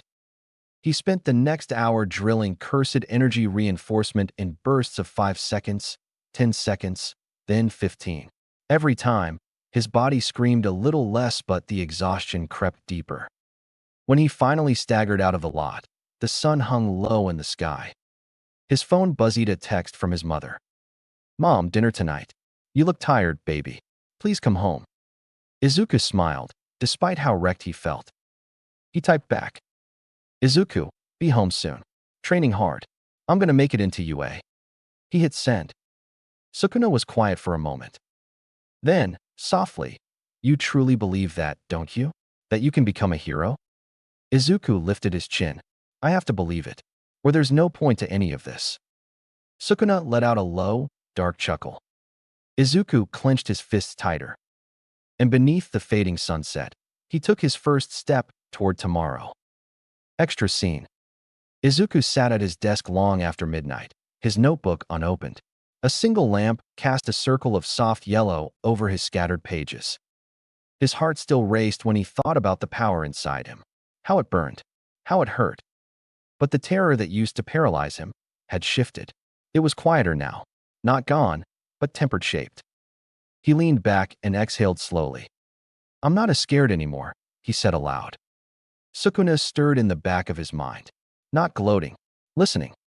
I think I was more afraid of being powerless than I ever was of being cursed. Another pause. I still don't trust you, but I've stopped pretending you're not real. I've accepted that you're here, and somehow, that makes it easier.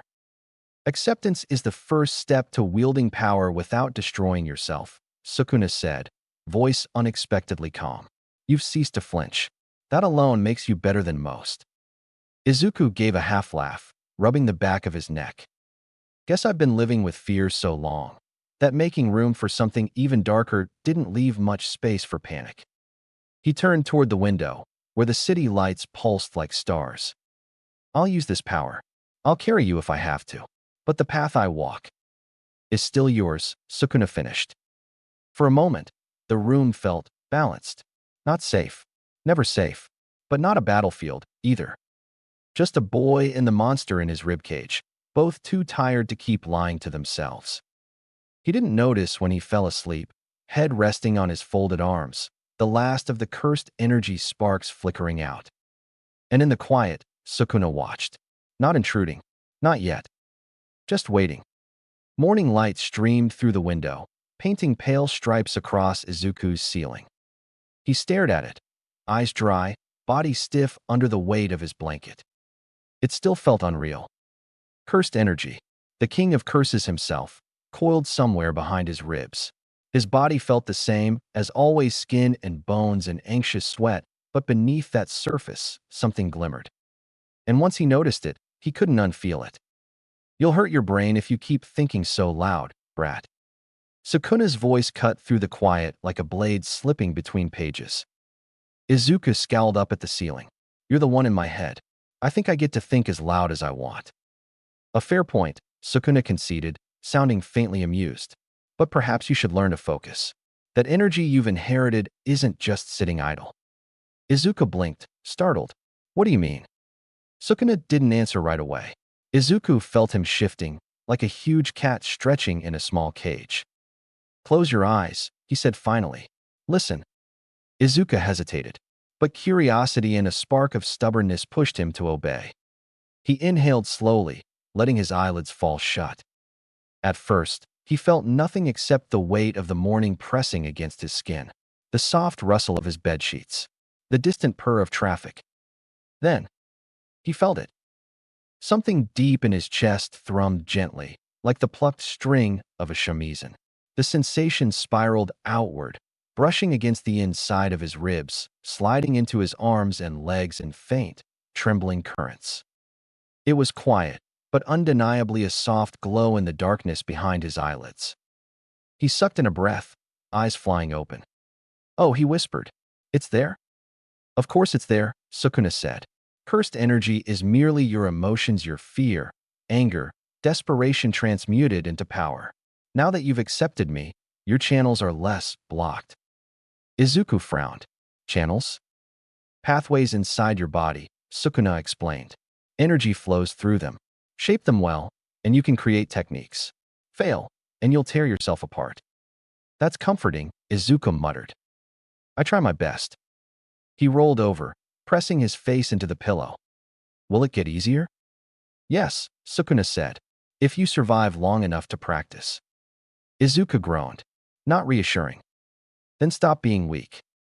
Despite himself, Izuku let out a tiny laugh. A week ago, he would have been too terrified to even speak to the voice inside him. Now, he was arguing with it before breakfast. Was that progress?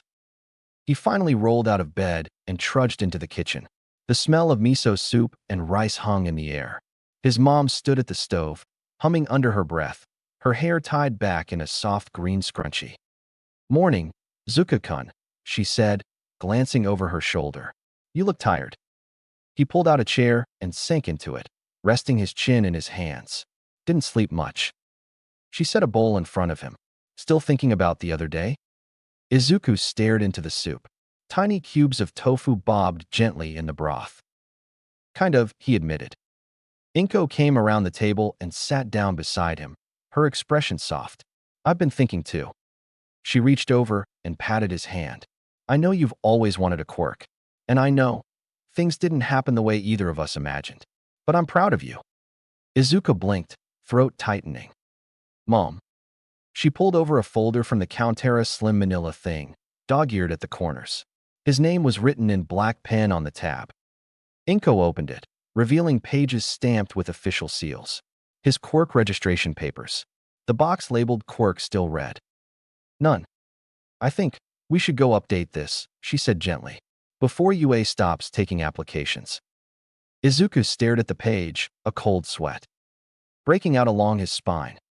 Oh, right, he said weakly. You'll need to tell them what your quirk is, Inko went on, in that careful voice parents used when talking about dangerous things. Or at least what it looks like. Izuku swallowed. Mom, it's complicated. I know. She squeezed his hand. But we'll figure it out. Even if it's complicated, you're still you. She's very perceptive, Sukuna murmured. Izuku glared into his soup. What do you mean? Merely observing. Inko sat back and tilted her head. So, have you thought of a name for it yet? Izuku's mouth worked soundlessly. Inko smiled, trying to lighten the mood. Something heroic, maybe? Red lightning? Izuku tried. Or surge. Or voltage? Inko tilted her head again, unconvinced. Izuku dropped his face into his hands. Izuku scratched his neck, heart thudding. Something flashy and vague. Something that didn't sound like King of Curses, vengeful spirit of ancient Japan. Call it shrine, Sukuna suggested dryly. Absolutely not. Izuku hissed under his breath. Inko blinked. Did you say something, sweetie? Izuku froze. Nothing. They headed out after breakfast, Inko fussing over his hair the entire walk to the train station. The streets felt too bright, too normal. People moved past them chatting about shopping sales, weekend plans, and the latest hero rankings. Izuku kept glancing around, half expecting someone to point and shout. Hey, isn't that the kid who shot red lightning the other night? But nobody did. He tried to remind himself. People here saw explosions, laser beams, and giant hands every day. A weird red glow didn't stand out that much, right? Right. He took a deep breath. As they waited on the train platform, Izuku felt it again, that low, gentle pulse in his chest. It wasn't frightening anymore, just present. A silent reminder that he wasn't who he'd been a week ago. You're tuning in faster than I expected, Sukuna murmured. Your instincts are sharp. You might yet survive this. Gee, thanks for the vote of confidence, Izuku muttered. Don't misunderstand, Sukuna said, voice turning cool. You are still fragile. But even fragile things can become dangerous if shaped correctly. Izuku shifted his weight, feeling the train's distant rumble through the platform. You're watching all this, right? He asked under his breath. Our world. The way people live here? Of course. Sukuna's voice was thoughtful. Your society fascinates me. So obsessed with order, yet built on trembling fear. Izuku swallowed. Do you think it's wrong? No. Sukuna paused, considering. Merely temporary. The train roared into the station. Izuku stepped forward, bracing himself. He was going to have to explain himself to government officials, sign papers, and put a name to a power that came from a monster. But somehow, he didn't feel like running away. He glanced at his mother beside him, her face determined despite the worry lingering in her eyes. He took a deep breath. Okay, he said softly. Let's do this. The Mizudafu Municipal Quirk Registry was tucked into the bottom 2 floors of a concrete government building near the train station. Inside, the lobby smelled faintly of disinfectant and old paperwork. Rows of plastic chairs held parents and kids in various states of excitement or boredom. Screens on the wall flashed reminders about quirk update deadlines for high school applications. Izuku stood near the entrance, trying not to fidget.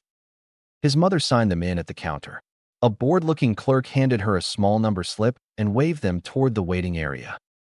Izuku stared at the slip in her hand as though it might explode. You're trembling, brat, Sukuna said, low and amused. Are you truly so frightened of government clerks? It's not just that, Izuku hissed under his breath. I'm about to commit quirk fraud, basically. Bah, fraud is a mortal concern. Izuku squeezed his eyes shut. I don't want to get arrested, okay? Or disqualified from UA before I even apply? Then lie well. Not helping.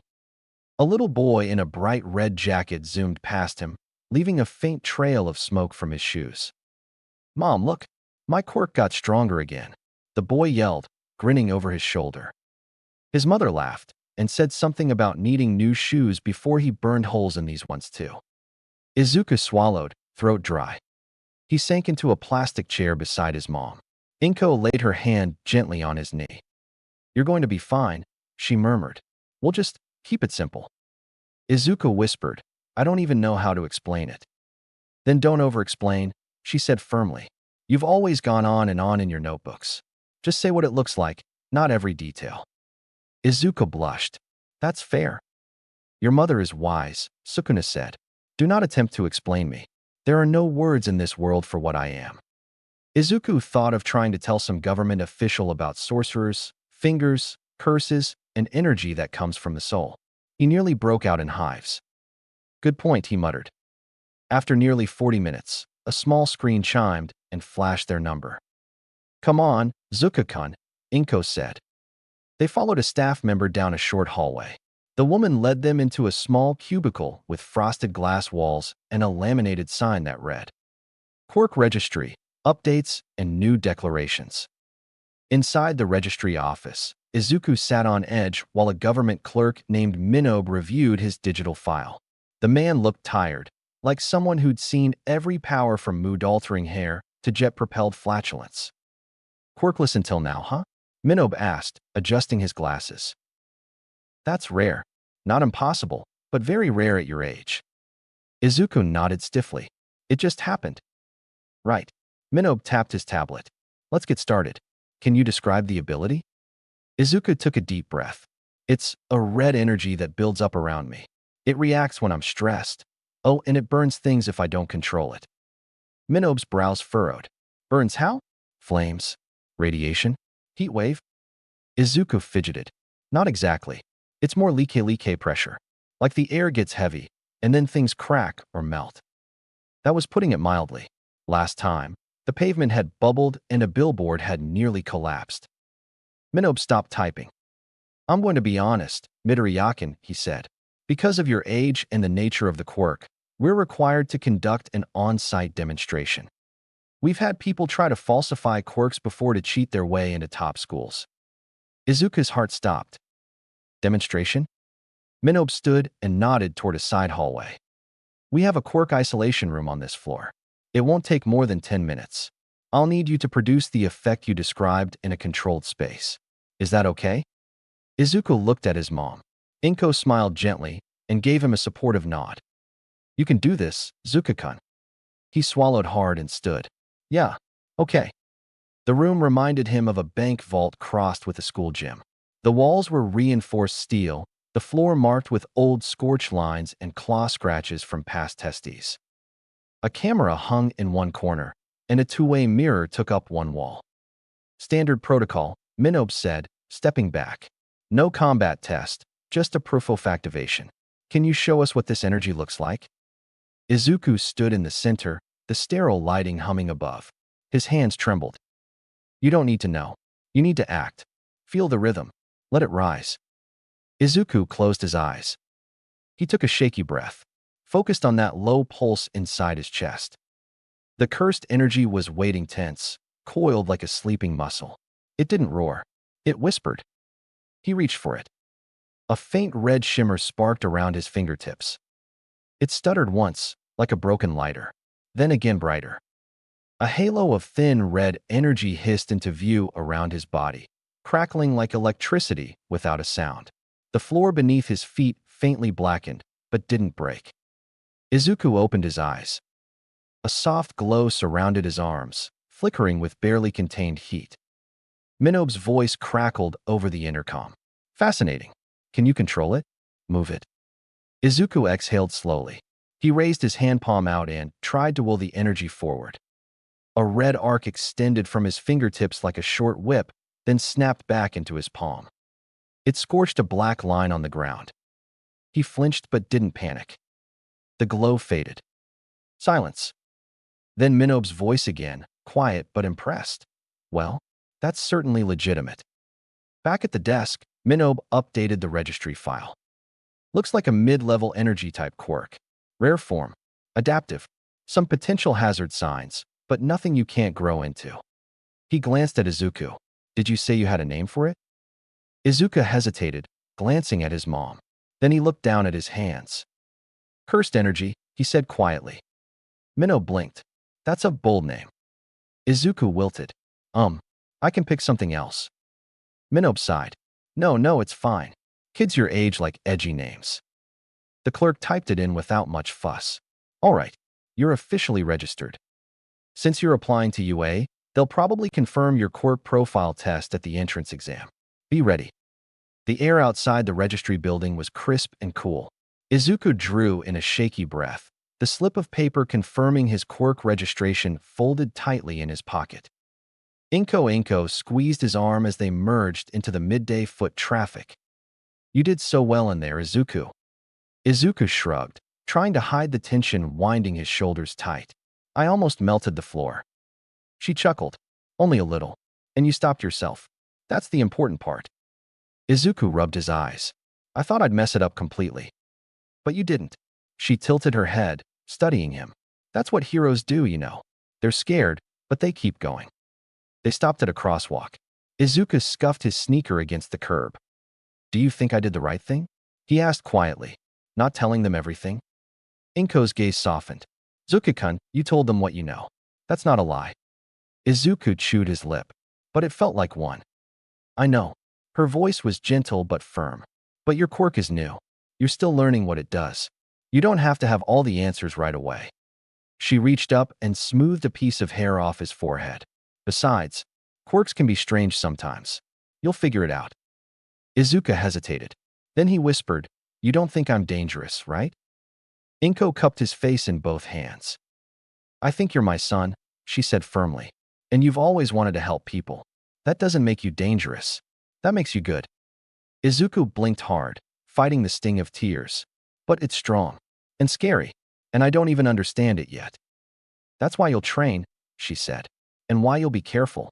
You've always been careful, Izuku. She's right, Sukuna murmured inside him.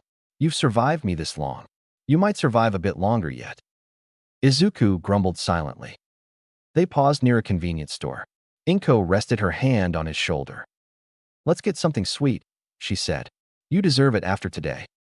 Izuku cracked a small smile. Melon bread? Of course. They headed inside together. Outside, the world bustled on. Cars rolling past, kids in hero t-shirts darting between shops, music playing from store speakers. And in the middle of it all, Izuku let himself believe just a little that he might still become a hero. You're soft, brat, Sukuna remarked lightly. Izuku rolled his eyes. Please don't talk about killing while I'm picking bread. No promises. For the first time that day, Izuku laughed. Later that afternoon, Izuku stood in an empty stretch of a riverside park, feeling the winter wind cut across his cheeks. The trees were mostly bare, branches rattling like dry bones overhead. The water of the river glimmered pale silver under a weak sun.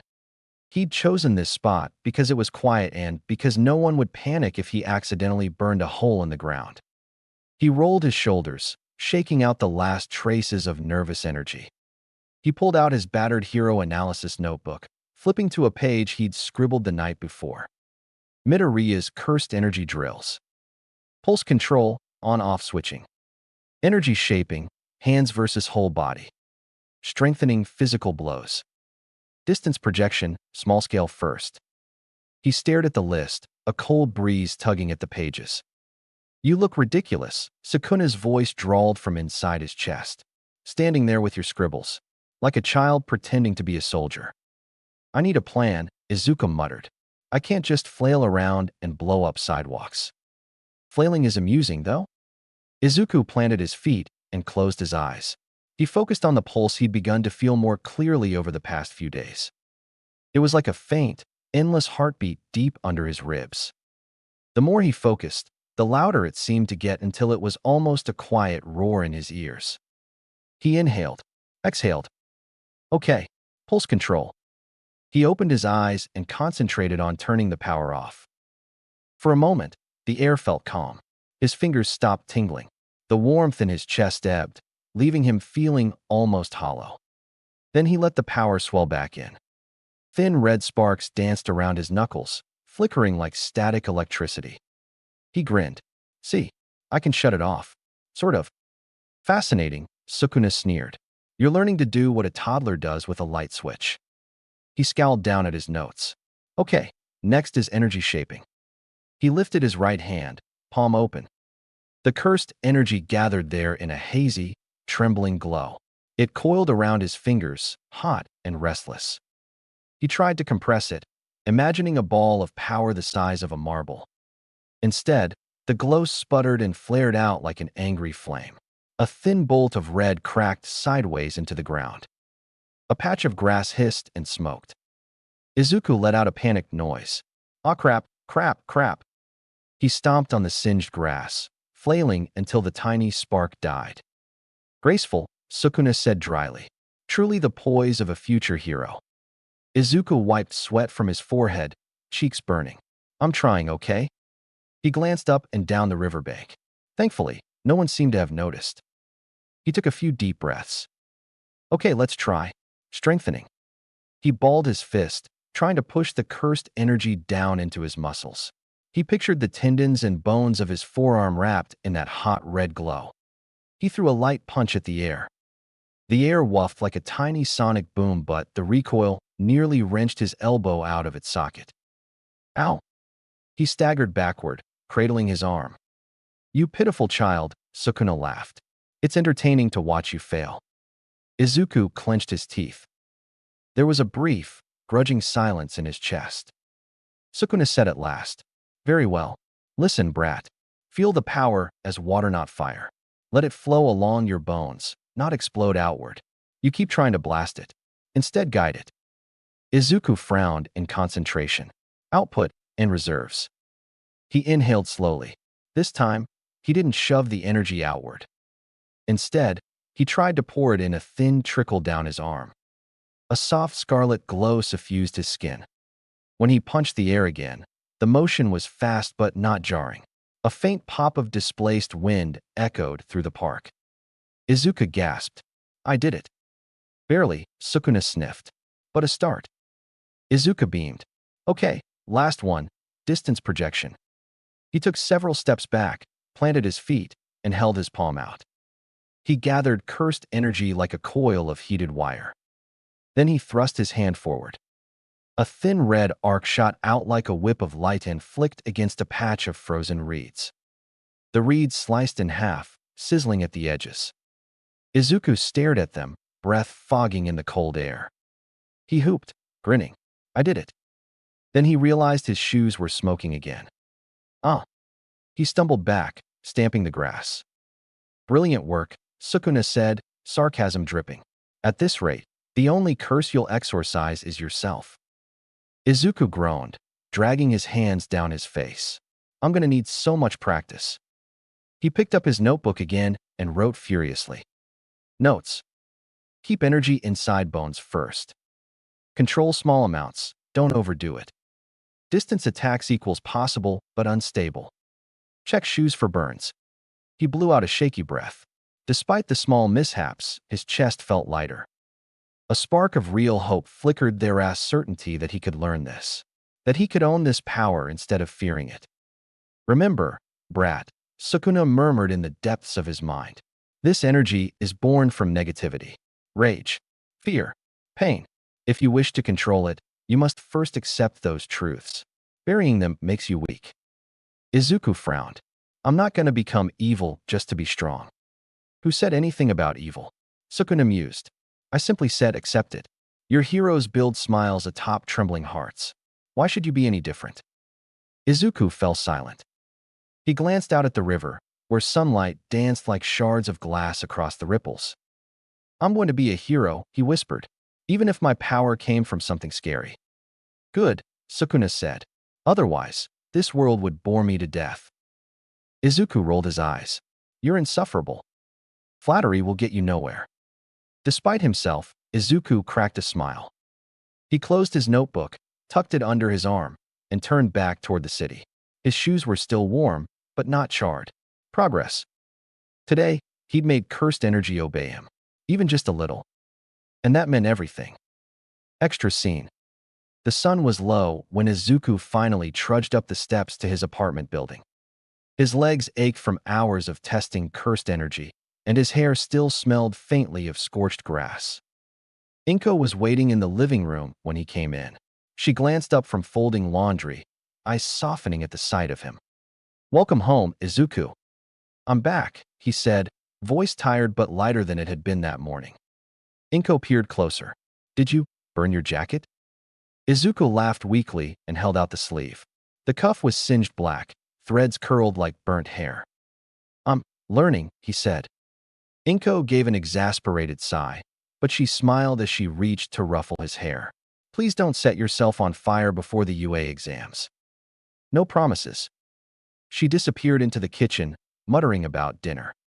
Izuku headed for his room, dropping his bag by the door. He kicked off his shoes and collapsed onto his chair. The soft evening glow spilled over his desk, turning the clutter of notebooks and pens into gold-tipped chaos. He pulled his hero notebook toward him, flipping to the newest section titled, Quirk, Cursed Energy, Midoriya, Izuku. Izuku's pen hovered over the page. He jotted down fresh notes from his practice. Feels like a heartbeat under my ribs. Hard to control output, needs focus like water flowing. Physical hits stronger if I wrap energy around bones. Distance attacks equals possible, but dangerous. Emotional state seems connected to how much power leaks out. He chewed the pen cap, staring at his handwriting. Izuku murmured, I want to be a hero who knows what he's doing, not someone who destroys a whole street by accident. Admirable. Predictable. Izuku ignored him, tapping the notebook. How did you figure this out? Back in your world? For a long moment, Sukuna was quiet. Then he said, I learned from killing, from surviving, from testing my limits on those who were foolish enough to challenge me. Izuku shivered. I'm not doing that. Then learn faster. Izuku scowled. I am learning. Slowly. He let out a frustrated breath, closing the notebook with a soft snap. He stared at his reflection in the dark window. His hair was a mess, his eyes rimmed with exhaustion, but there was a spark in them now. Something new. I'm going to get this under control, he said aloud. I'm going to make it mine. We'll see, Sukuna murmured. This world is not yours alone, brat. It will test you, and so will I. But there was no anger in Sukuna's voice, only a cool amusement. Izuku felt his chest tighten not from fear, but from a sense of urgency. UA was still a few weeks away. He had time, but not much.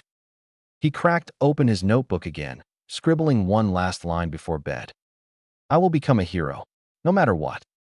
He snapped the light off, fell onto his pillow, and stared at the ceiling until sleep took him.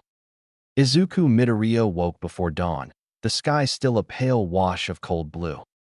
He lay on his side for a while, eyes half-lidded, listening to the low thrum in his chest. It was always there now, cursed energy. A hidden tide that pulsed beneath his ribs, neither warm nor cold. Like a second bloodstream, coiling and shifting through muscle and bone. He'd begun to sense its moods. Sometimes it churned like a storm. Sometimes it lay quiet and glassy as a pond. But it never vanished entirely. It's not all bad, he said finally, voice soft. I can feel it getting a little easier to control. Sukuna was silent a moment. Then he replied, yes, you've begun to shape the flow. It bends to your will more readily. Your instincts are sharpening. Izuku opened his eyes. Then why does it still feel so heavy? Because it is. Even at its weakest, cursed energy is born of malice and fear. You carry those seeds inside you now, and the weight will never vanish. Izuku pulled the blankets closer, shivering despite the heat radiating off his own skin. I still want to be a hero. So you say? By the time he stumbled into the bathroom, sunlight was gleaming off the frost on the balcony railing outside. He turned on the sink. Water splashed over porcelain, echoing in the cramped apartment. When he picked up his toothbrush, a faint flicker of red light sparked along the plastic handle. He jerked his hand back with a yelp. Sukuna's voice rumbled, dry as dust. Are you planning to purify your enemies through dental hygiene? Izuku grimaced, shaking out his fingers. I'm trying not to blow up my toothbrush, thanks. He tried again, forcing himself to breathe slow and deep. He pictured cursed energy flowing gently instead of spiking outward like claws. This time the toothbrush only shivered faintly in his grip, no sparks. He released a shaky breath. Progress. Barely. Outside, the sky was the color of tarnished silver, low clouds promising snow. Izuku pulled his scarf higher around his chin as he walked towards Aldera. He passed shriveled trees, piles of old slush at the curb, and convenience stores with hero posters peeling off their glass doors. But even in mundane surroundings, Izuku could feel how different he was now. It was as though the entire world existed on two overlapping planes, one normal and bright, filled with people bustling to school and work, and another layer underneath, darker and laced with an invisible tension. This place crawls with power, Sukuna murmured. Yet so few understand the true cost of wielding it. Izuku tightened his scarf. I'm still figuring out the cost. You are a vessel. You have no other choice. Flicker of dark humor tinged Sukuna's tone. And besides, it amuses me to watch you stumble through this world. To see whether you'll break from the weight of what you carry. Izuku felt his pulse thudding in his ears. So, you're just watching? I am no hero, nor am I your mentor. I will offer you scraps of guidance where it suits me, because your survival benefits me. The voice softened into something almost thoughtful. And because I would rather see this strange new world with my own eyes than rot in the darkness of your soul. Izuku tightened his fists. I don't want you hurting anyone here. Sukuna snorted. Then learn to control me. And yourself. But understand this, child. A faint chill skated over Izuku's spine, as if an invisible claw traced his nerves. I am not your power. I am not your friend. And I will not protect you. Izuku blinked rapidly, throat dry. But you're not going to try and destroy my life either? Not unless you bore me. Izuku huffed out a shaky laugh, tension easing the slightest bit. You're the worst. I know. Izuku walked the last few blocks in silence, processing the weight of it all. Sukuna might be a monster, but he was also for now a prisoner. And strangely, that gave Izuku a fragile sliver of confidence. Halfway down the block, Izuku froze as he noticed a dog barking furiously at him from behind a fence. Its hackles were raised, teeth bared. For a second, he felt cursed energy stir like a sudden spike of static. The dog whimpered, slinking back. Izuku winced. I'm scaring animals now. All creatures sense predators, Sukuna said. Your aura bleeds threat even when you wish it didn't. A few minutes later, Izuku arrived at his destination. Aldera Middle buzzed with chatter and slamming lockers. Students crowded the halls, gossiping about hero schools, training programs, and pro-hero scandals. Izuku slipped to his desk, trying to blend in. He stared down at his notebook, fingers unconsciously tracing lines of kanji across the margin. Cursed energy feels like heat under my skin. Tingles in fingers. Can be gentle or violent. Emotional triggers matter. People sense it subconsciously. Sukuna read over his shoulder. Your notes amuse me. You analyze like a scholar. But power doesn't care for words. It cares for survival. Izuku scowled lightly. If I'm going to train, I need to understand what I'm working with. Training means risk. Sooner or later, someone will see the cracks in your disguise. Izuku sighed. That's why I've been looking into quirk gyms. Oh, the padded cages. Izuku rolled his eyes. Sukuna grumbled. Training rooms are cages. True power requires a battlefield. I'm not using random civilians as practice dummies. At lunch, he sat by the window, gazing out at gray clouds. He lifted his chopsticks and felt a faint prickle of cursed energy coiling down his wrist. He froze, willing it back. The spark fizzled, leaving only a faint shimmer in the broth. You're getting better, Sukuna remarked. Your control is tighter, but not perfect. Izuku lowered the chopsticks, chest tight. It's like trying to hold my breath all the time. Then stop fighting it. Sukuna's voice dropped, deep and resonant. You're trying to crush your nature instead of wielding it. There's a difference. Izuku blinked. But heroes don't wield malice. Foolish notion. Power is power. Only how you use it matters. Izuku stared out the window, feeling the weight of that truth settle over his shoulders like snow. When classes ended, Izuku slipped away from his classmates and ducked under the awning outside the gym building. He pulled out his phone and stared at an open browser tab. Quirk training gyms, safe spaces for developing powers. Sukuna hummed but didn't reply. Izuku kept walking, snow crunching beneath his sneakers. He passed rows of houses with hero posters in the windows, each smiling champion a silent reminder of what he still wanted to become. He couldn't help imagining it. The soft floor mats of the quirk gym. The electric blue safety walls. Coaches with clipboards asking what his quirk could do. And the inevitable moment when he'd have to stand there and say, "My quirk is cursed energy." Izuku swallowed. He still didn't know how people would react to that. But even so, a determined spark flickered in his chest. He couldn't keep training in Riverside Parks forever. If he wanted to get into U and not accidentally torch the exam ground, he'd have to risk it. He turned the corner and broke into a jog, breath fogging in the chilly air. So eager to risk exposure, Sukuna mused. How heroic of you. Izuku grinned faintly. Heroism's kind of the whole point. Humph. Sukuna's tone was dismissive, but not mocking.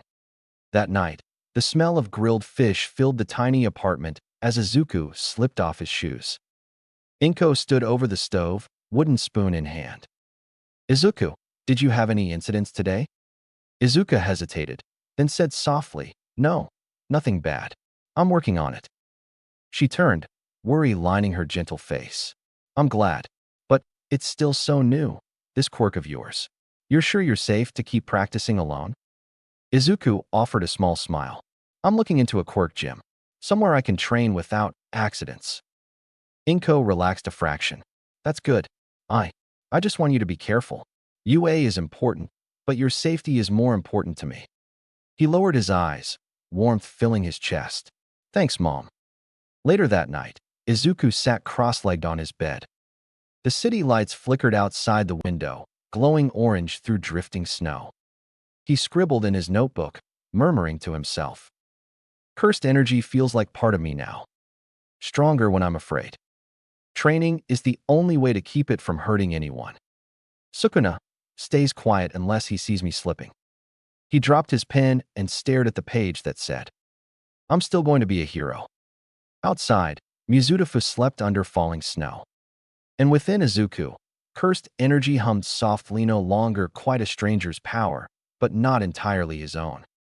When Izuku woke, his alarm was blaring like an air raid siren.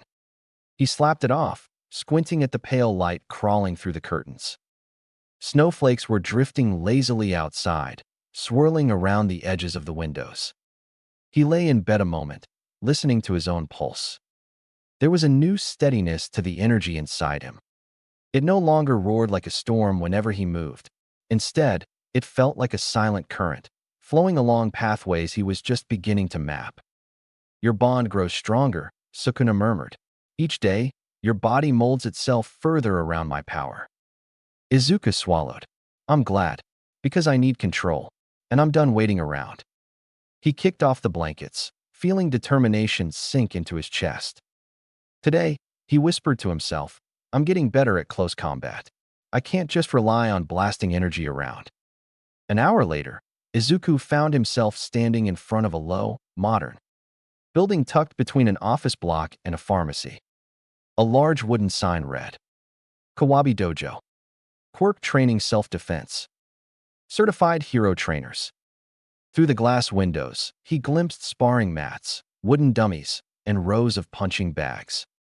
Voices echoed inside a thumps of fists striking pads, the occasional bark of instruction. Izuku sucked in a breath. Afraid? Sukuna's voice asked silkily. Of course, Izuku muttered under his breath. But I'm going in anyway. A bell chimed as he pushed the door open. Warm air rushed over him, carrying scents of sweat and old floor polish. Several teenagers were practicing punches under the eye of a tall, lean man with close-cropped hair and a deep scar across one cheek. The instructor turned, dark eyes sharp as glass. Welcome, he said in a deep baritone. Name? Midoriya. Izuku Midoriya. New, the one who called in yesterday? Izuku nodded. Yes, sir. I recently manifested my quirk. I want to train my control and close-quarters combat. The man studied him. You don't look like a brawler, but I've seen Otter. He jerked his thumb toward the back. Go change. We'll test your basics. The changing room smelled of dust and old fabric softener. Metal lockers rattled as students slammed doors shut. Izuku grabbed a Gisoft black cotton, surprisingly heavy, and slipped into it, tying the belt tight around his waist. Stepping back onto the floor, Izuku's eyes immediately darted toward the other trainees. He couldn't help it, it was as natural as breathing for him to analyze. Trainee number 1, Pyro Palms. A girl with a high ponytail was striking pads with blazing fists, each hit sending sparks fluttering like fireflies. Flame intensity moderate. Good speed. Lacks precision. Trainee number 2, rubber frame. A tall boy was stretching his arms like elastic, slamming mitts from impossible angles. Quirk elasticity approximate 300% normal length. Slower retraction speed. Weakness equals potential tangling. Trainee number 3, echo voice. Another kid was sparring by yelling sharp syllables. His voice created shimmering pressure waves in the air, making his partner stagger back. Sonic quirk. Range 5 meters. Potential non-lethal crowd control. Eardrum protection needed. Izuku's eyes flicked rapidly over each trainee, collecting data like puzzle pieces. Obsessed with details, Sukuna murmured, "You'd catalog your own heartbeat if given the chance." "It helps me plan," Izuku whispered. Under his breath, "Heroes have to be able to read fights. Heroes also have to strike decisively. Your precious observations will mean nothing if you die in hesitation." Izuku's throat tightened. He forced his gaze away from Pyro Palm's crackling fists. Sweat and faint dust lingered in the air. The walls were covered in framed newspaper clippings of pro heroes endorsing the dojo. The instructor, who introduced himself curtly as Kawabi Sensei, stood waiting with padded mitts strapped to his hands. "Show me how you'd attack," Kawabi said. Izuku took a deep breath. He fell into a cautious stance, fists raised. "Your form is timid," Sukuna murmured. "No killer intent." Izuku ignored him and lunged forward, throwing a quick one-two punch. Kawabi blocked both easily, raising an eyebrow. "Not bad for a beginner. But you're holding back. Don't pull your strikes." Izuku flushed. "I don't want to hurt anyone." "Power without control is useless," Kawabi said. "But power without willingness to strike is equally worthless." Inside, Sukuna's voice coiled around his thoughts. "Your strikes are still soft. You must learn to commit every ounce of power, or someone stronger will crush you." Izuku nodded and stepped into stance. He threw several quick jabs and a low kick, shifting weight like he'd seen in online videos. Kawabi grunted. "Your footwork's decent. Upper body stiff." Izuku dropped his hands, wiping sweat already gathering at his temples. "I've never had combat training before." "Then we'll fix that. Again." Kawabi circled him slowly. "Power like that is dangerous. You're generating concussive force on impact. If you slip up, you'll shatter your own bones or your opponent's skull." After a few minutes, Kawabi called a halt. He wiped sweat from his brow and stared at Izuku for a long moment. "You've got potential," Kawabi said finally. "Good instincts. Fast eyes. Your footwork's already improving." Izuku brightened, chest swelling. "Really?" "But," Kawabi raised a finger, "you're terrified of hurting people. That's your biggest obstacle. You keep pulling back at the last second." Izuku flinched. I don't want to injure anyone." "Intent matters," Kawabi said, "but hesitation will get you killed. You have to learn to hit with everything when it counts." Izuku nodded, though his chest felt tight. While Kawabi gave instructions to other students, Izuku stood off to the side, catching his breath. He found himself watching the other trainees again, mind automatically analyzing. Pyro Palms was working on controlled bursts. Her flames had shrunk to delicate blue tongues. Izuku could almost see how she regulated oxygen flow around her hands. Rubber Frame practiced dodging by bouncing off walls. Izuku noted how momentum sometimes left him spinning helplessly. Echo Voice experimented with softer tones, creating subtle concussive pops rather than giant shockwaves. Mental note: their quirks all share one thing: emotional triggers. My cursed energy reacts the same way. I need to learn to stay calm. Your curiosity is commendable, Sukuna murmured, but your enemies won't give you time for notes. Izuku crossed his arms, watching Rubber Frame rebound off a punching bag. Still, knowledge is power. Knowledge is only useful if your fists follow. Kawabi called him over. "Midoriya, sparring time.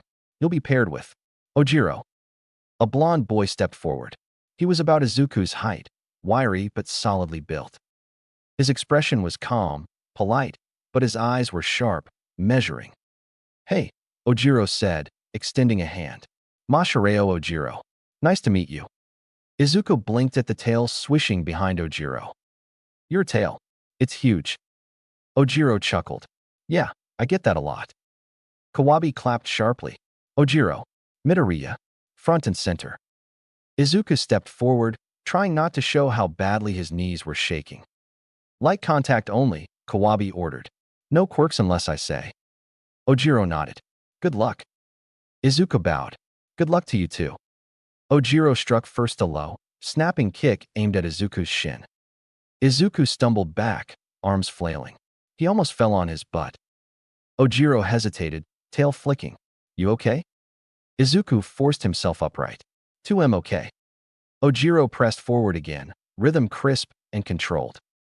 His strikes were quick but not reckless, each movement precise. Ojiro closed the distance with blinding speed, feet silent on the wood. Izuku barely saw the short punch aimed for his chest. He twisted sideways, arms sweeping down to deflect. Decent instinct, Sukuna murmured, but clumsy footwork. Ojiro flowed into a low kick. Izuku jumped back, arms pinwheeling, but Ojiro's tail snapped forward, hooking Izuku's ankle. With a sharp tug, Ojiro yanked Izuku's foot out from under him. Izuku crashed onto his back, air exploding from his lungs. Ow, ow, ow. Ojiro leaned down, offering a hand. Sorry, I use my tail a lot. Bad habit. Izuku grabbed his hand, face red. No, it's a good strategy. I just have to adjust. Ojiro smiled. Let's keep going. Kawabi barked. Midoriya, a counter-attack. Use your quirk this time. Ojiro, you too. Light contact. Izuku nodded, nerves jangling. He forced a thin stream of cursed energy into his arms. Ojiro shot forward. This time Izuku sidestepped, trying to imitate Kawabi's earlier footwork. He snapped out a quick jab. His cursed energy fizzed faintly, tinging the blow with a reddish glow. Ojiro moved in. A rapid left jab snapped toward Izuku's chin. Izuku blocked, feeling his own cursed energy flare under the strain. Ojiro pivoted, spinning into a back kick. His tail lashed around in a perfect arc, aiming for Izuku's side. Izuku ducked low. He threw a quick palm strike forward, cursed energy pulsing down his arm. A soft thud landed against Ojiro's chest. A faint glow blossomed across the fabric of Ojiro's gibbet. The force was less violent than Izuku expected. Ojiro staggered one step back, blinking. Whoa, that was warm. Izuku pulled back instantly. Sorry, I am still learning how to. Don't stop mid-fight. Kawabi roared. Ojiro lunged in with a spinning heel kick, tail whipping forward in a blur. Izuku ducked under the tail strike, adrenaline screaming through him. Even as he fought, Izuku couldn't stop his analysis brain. Ojiro style. Heavy forward momentum. Slow to reset stance. Weak guard on left flank. Ojiro's gaze sharpened. Okay, let's see how your defense holds up. He lunged forward in a sudden flurry of strikes. 2 fast jabs. A low sweeping kick. Tail flicking out like a whip. Izuku deflected the first blows. But the tail cracked across his side like a bullwhip, knocking him sideways. Gah! Izuku gasped, clutching his ribs. Kawabi strode closer, arms crossed. Midoriya. Izuku straightened. Yes, sensei. You fight like someone trying to guess the questions on an exam instead of reading the room. Izuku flushed. Kawabi stepped beside him, eyes sharp. Ojiro isn't a brawler. He uses pressure, distance, finds weak points. Watch how he's baiting your lead leg every exchange. Izuku blinked. 2 didn't even notice. Ojiro scratched the back of his neck. It's nothing fancy, just habit. It's deliberate, Kawabi countered. You see? Intent. Learn it, or next time your ribs won't just sting, they'll crack. He looked between them. Resume. 60% speed. Midoriya, initiate this time. He's reading you like a scroll, Sukuna said coolly. You think too much. Fight. Izuku staggered upright, sweat beading on his forehead. He forced a deep breath. He focused his cursed energy until it hummed quietly through his limbs, without flaring out of control. Ojiro darted in with another thrust kick. Izuku pivoted and stepped inside Ojiro's guard. He thrust a quick punch toward Ojiro's shoulder, the strike glowing faint red. Ojiro absorbed it with a grunt, tail wrapping defensively around his waist. Kawabe raised an eyebrow. Better, but you let the power dictate the move. It should be the other way around. Izuku shook out his hand, breathing hard. Understood. Nice adjustment, Ojiro said, panting slightly. You're not overloading it anymore. Izuku offered a shaky smile. Thanks. I'm trying. But Ojiro didn't stop. He shifted angles and slammed his tail down toward Izuku's knees. Izuku raised his arms instinctively, trying to block. The impact rattled through his bones, forcing him backward 3 steps. Ojiro pressed forward, throwing an elbow strike toward Izuku's temple. Izuku ducked low. His cursed energy flared involuntarily, red light blooming along his spine. He spun and thrust an open palm toward Ojiro's chest. Ojiro pivoted, aiming a hard punch at Izuku's ribs. Izuku's eyes went wide. He thrust both palms forward on instinct. A short, controlled burst of cursed energy erupted, red light blooming outward. Ojiro skidded back several feet, blinking in shock.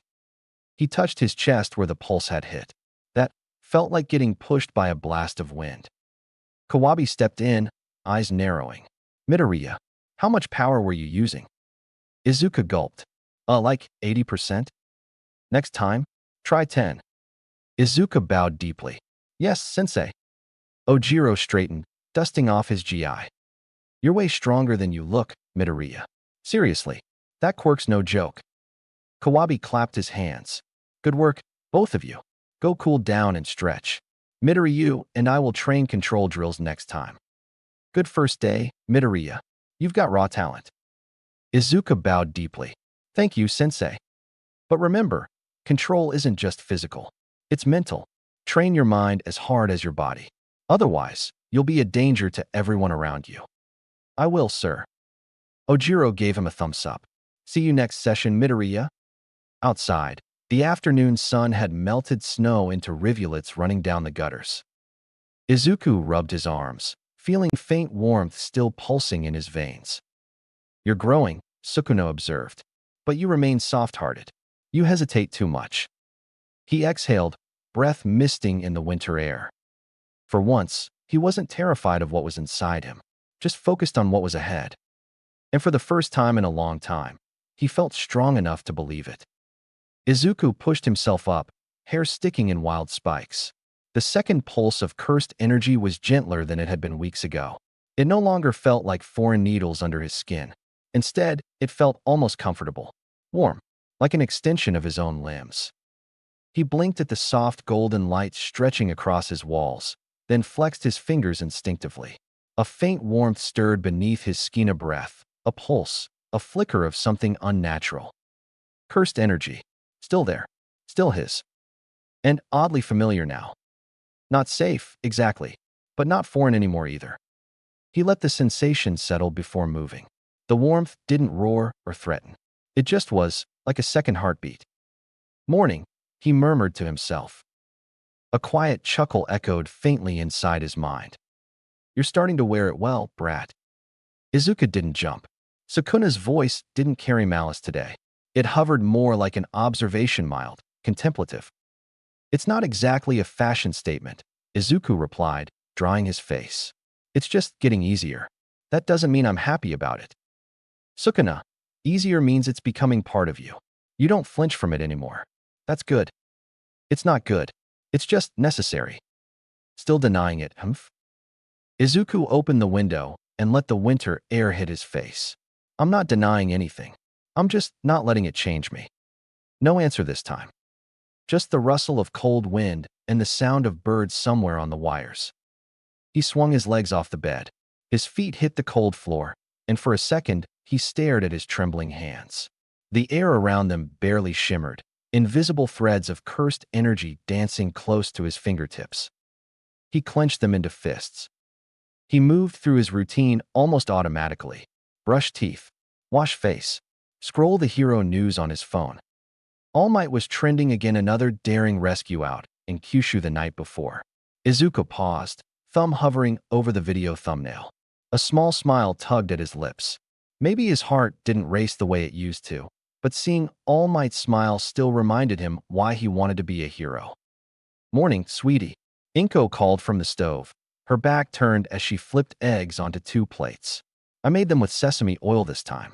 The kind you liked last month." Izuku stepped into the kitchen, warm light casting long shadows across the floor. He inhaled deeply. The scent was perfect. "Thanks, Mom," he said, sitting at the table. "Smells great." She glanced at him as she brought over the plates, her smile tinged with quiet worry. "You slept all right? You've been waking up earlier and earlier." "Yeah, just got a lot on my mind."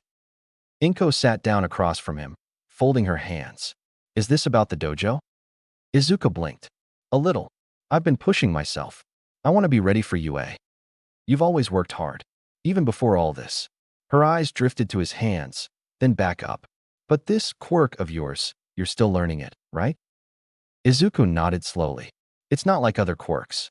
It's more physical, but emotional too. It's tied to how I feel."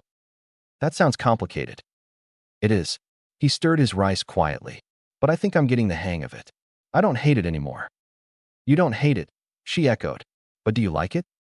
That gave him pause. "I don't know yet," he said honestly. "It's strong. It listens when I move, and it helps when I fight. But sometimes it wants more than that. Like it's urging me forward." Inko reached across the table and squeezed his wrist. "That doesn't mean you have to follow where it leads. You're still you, Izuku." He nodded, grateful for her grounding touch. "Thanks, Mom." Snow flaked down in lazy spirals as Izuku tugged on his coat and backpack. Inko fussed at the door, brushing a bit of lint off his collar. "You've been going to that dojo a lot lately." "It helps," he said, "getting stronger. Just don't overdo it, all right? If anything feels strange or painful, I'll come home," he promised. She nodded, pressing a thermos into his hands. "I made barley tea. Should help you relax a little." He smiled and turned to leave, but paused at the edge of the sidewalk. She stood there in the doorway, arms wrapped around herself. "Mom, I know you're trying your best," she said quietly, "and I trust you. Just don't forget that even if this quirk makes you feel different, you don't have to go through it alone." "I won't." He waved. "See you tonight." As he walked towards Aldera, Izuku felt a strange quiet settle around him. It wasn't heavy like it used to be. Cursed energy pulsed faintly beneath his skin, no longer a storm, more like a tide. He breathed in, out. "Balanced. You're calmer than I expected. It's not like I'm happy you're in my head. Yet you're learning to work with it. That's what I said would happen." Izuku frowned, but didn't argue. "You remind me of that brat. He thought he could wield me without consequence. Believe power was something you could use and then put back on the shelf. What happened to him? He finally understood what he was and what I was. That's when he awakened. Not by resisting, by accepting." "He lost himself?" "No. He stopped pretending he wasn't already changed. That's what made him strong. You'll see eventually. I don't want to lose who I am. Then be strong enough to carry both." Izuku didn't reply. The words stayed with him, curling around his ribs like smoke. Aldera's corridors buzzed with the noise of lunchtime. Students spilled out of classrooms carrying bentos, trading snacks and chatter. Laughter bounced off beige-painted walls, mingling with the squeak of shoes on polished floors. Izuku sat alone at the window-side table, his chopsticks hovering over his bento. Outside, snow drifted down in pale curtains. Sunlight caught the white flakes, turning them to glitter before they melted on the glass. A few months ago, the cafeteria felt like a battlefield. Now, it was quieter, at least for him. He toyed with a slice of tamagoyaki, lips twisting into a faint smile. "After my quirk showed up, people wouldn't leave me alone. Questions, rumors, even teachers kept pulling me aside to ask if I was sure it wasn't dangerous, or if I needed to talk to someone." He stabbed the egg gently with his chopsticks. It was overwhelming and kind of exhausting, but eventually, the hype died down. People found other things to gossip about. New drama, new rumors. He took a small bite, savoring the sweet flavor. "I guess I'm not ignored anymore. Not like before. It's friendlier now. Not perfect, but better." A few classmates passed his table, waving or nodding. One girl even flashed him a quick thumbs up before returning to her friends. Izuku offered a shy wave back. Keminaga even traded me his extra pudding cup last week. That would have been unthinkable a year ago. From somewhere deeper in the cafeteria, an angry shout rang out sharp, familiar. "Move it, extras." Izuku winced, instinctively ducking lower in his seat. But could go well. Other than the occasional snarl, he mostly ignores me now. He's been busy focusing on his own UA prep. It's weird. I used to wish he'd leave me alone. Now the silence feels complicated. A mild chuckle stirred in the back of his mind. Izuku huffed under his breath. Almost instinctively, he said, "I'm not nostalgic. I'm just noticing things." Sukuna gave a low, scoffing laugh. "TCH, keep telling yourself that. Sooner or later, they'll remember you're dangerous. This peace won't last."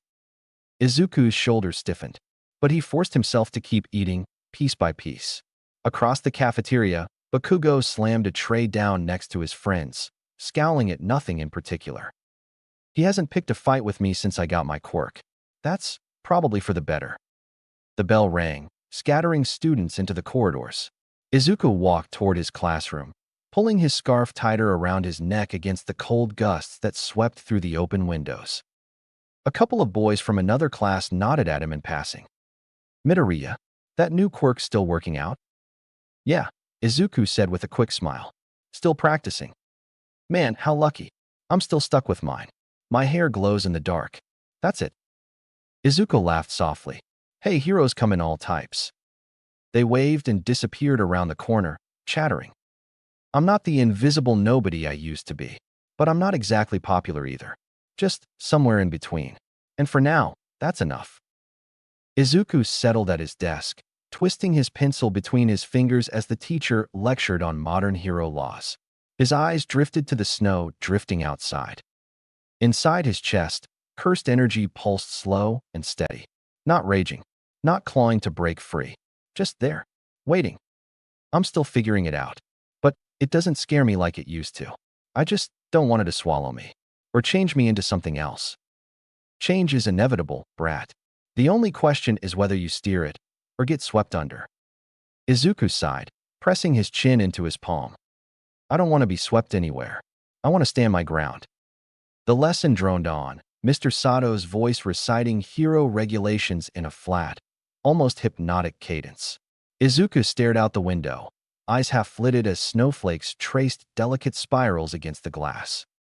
"This is my last week at Aldera." He blinked, as if the thought had surprised even him.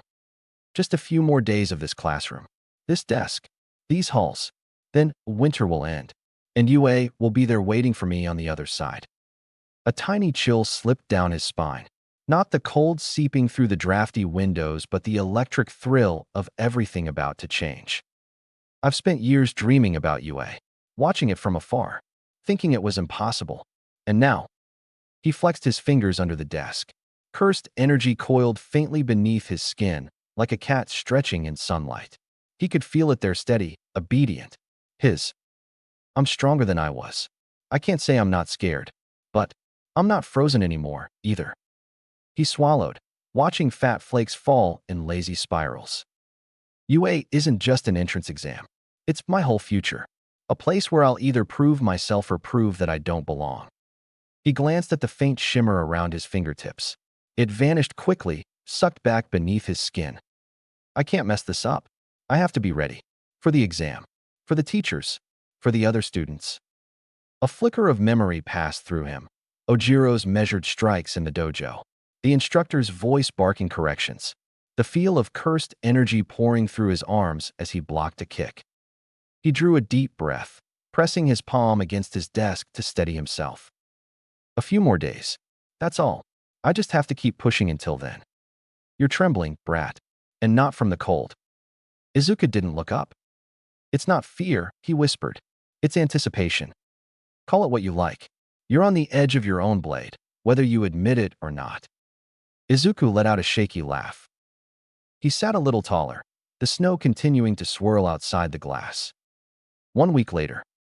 Glinting off rows of folding chairs, banners of Aldera Jr. high hung from the rafters, fluttering gently in the faint breeze from ceiling fans overhead.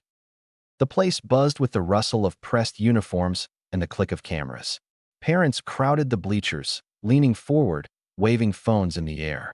Teachers lined the stage, wearing crisp suits and polite smiles that already looked tired. Izuku stood in the middle of Class 3C, stiff in his clean uniform.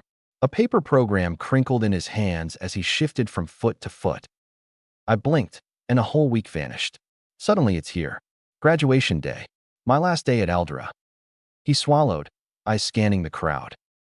I should be happy, and I am sort of, but there's this weird feeling in my chest, like I'm already standing at the starting line of the next race. The principal droned on from the stage. We're so proud of all you young men and women who have worked so diligently. Izuku only half listened. His thoughts kept looping back to UA, to the looming entrance exam, to Kawabi's dojo, where he'd learned how to ground himself and stop overthinking every move, to sparring matches that left his knuckles bruised and his control shaky, and to the memory of that night in the city a monstrous curse, the way red light had flared from his fists, and the secret he now carried like a live wire under his skin. Cursed energy hummed faintly through his body, an uneasy reminder of how much he still had to master. He rubbed his thumb over his palm, feeling a flicker of power shift and settle. It's become normal, almost. Not safe, but normal. A sharp laugh rolled through his skull. You're far too comfortable with me, brat. I'm not comfortable. I'm just used to you. A thin difference. Remember, power demands a price. The more you rely on me, the closer you walk to ruin. Then I'll walk carefully. Sukuna huffed, but fell silent. Midoriya Izuku. His name echoed through the gym. Izuku jerked his head up, heart lurching in his chest.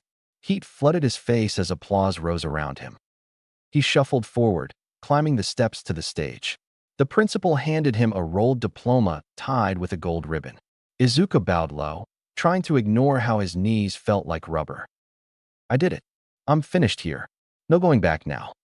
As he stepped down, he scanned the bleachers. His eyes found Inko in the second row. She stood up, waving both arms wildly, tears shining in her eyes. Izuku, you're amazing, sweetie. He blushed crimson but waved back. A few kids snickered, but he didn't even mind. The air outside was crisp and bright. Snow lingered in thin patches along the concrete, melting into shining puddles. Parents hugged kids. Teachers posed for photos. Izuku tucked his diploma under his arm, drifting along the edge of the crowd. I might never see most of these people again. He inhaled deeply, letting the cold sting his lungs. Inko bustled over, wiping her eyes with a napkin. I can't believe it's over. You've grown so much. I'm still short, Izuku muttered, cheeks pink. She sniffled and dabbed her eyes again. Thanks, Mom. He looked down at his diploma. Next stop, UA. As the wind rustled the school banners, Izuku stared at the path stretching ahead. His fingers twitched, and he felt the faint glow of cursed energy beneath his skin. It no longer frightened him. This is the start line. He squared his shoulders, exhaling steam into the winter air. I'm ready. The sun was nothing but a pale glow behind city rooftops as Izuku jogged through empty streets. Frost glittered on shop signs and puddles shimmered silver under the early light. Each breath puffed white into the chill air. He felt the faint, comforting thrum of cursed energy under his skin. Izuku nodded along, only half aware. His eyes drifted to reflections in store windows. People hurried by in scarves and coats. He could sense the faint ripple of quirks here and there. Someone with vapor drifting off their hair, another with faintly glowing fingertips. He felt connected to it all in a way he hadn't before. Like cursed energy tuned him into the undercurrent of the world. Everything feels more vivid now. Even the cold air, the way the light hits the street.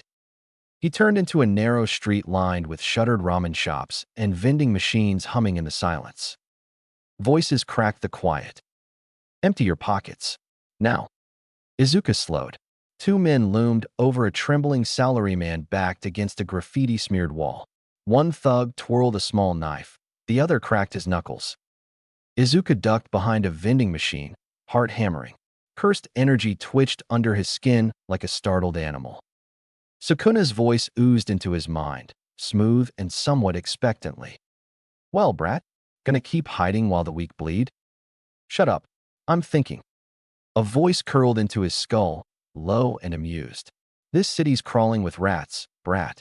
Why don't we stir the nest?" "I'm not looking for trouble," Izuku whispered.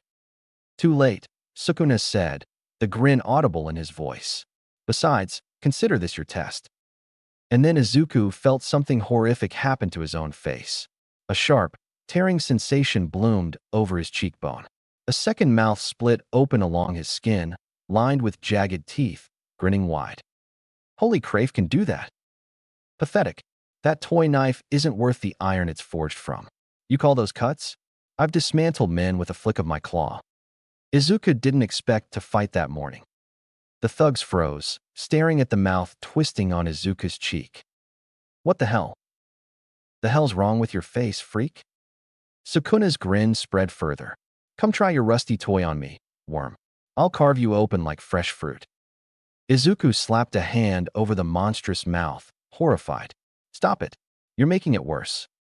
"They're coming," Sukuna said, gleeful. "Try not to wet yourself, brat." Knife thug charged first.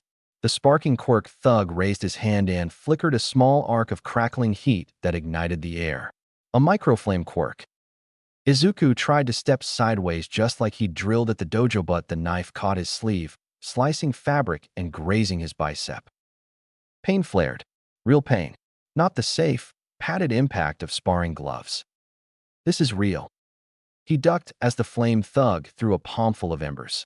They splattered against the wall, hissing smoke. He choked on the stink of scorched paint. Sukuna's laughter raked down his spine.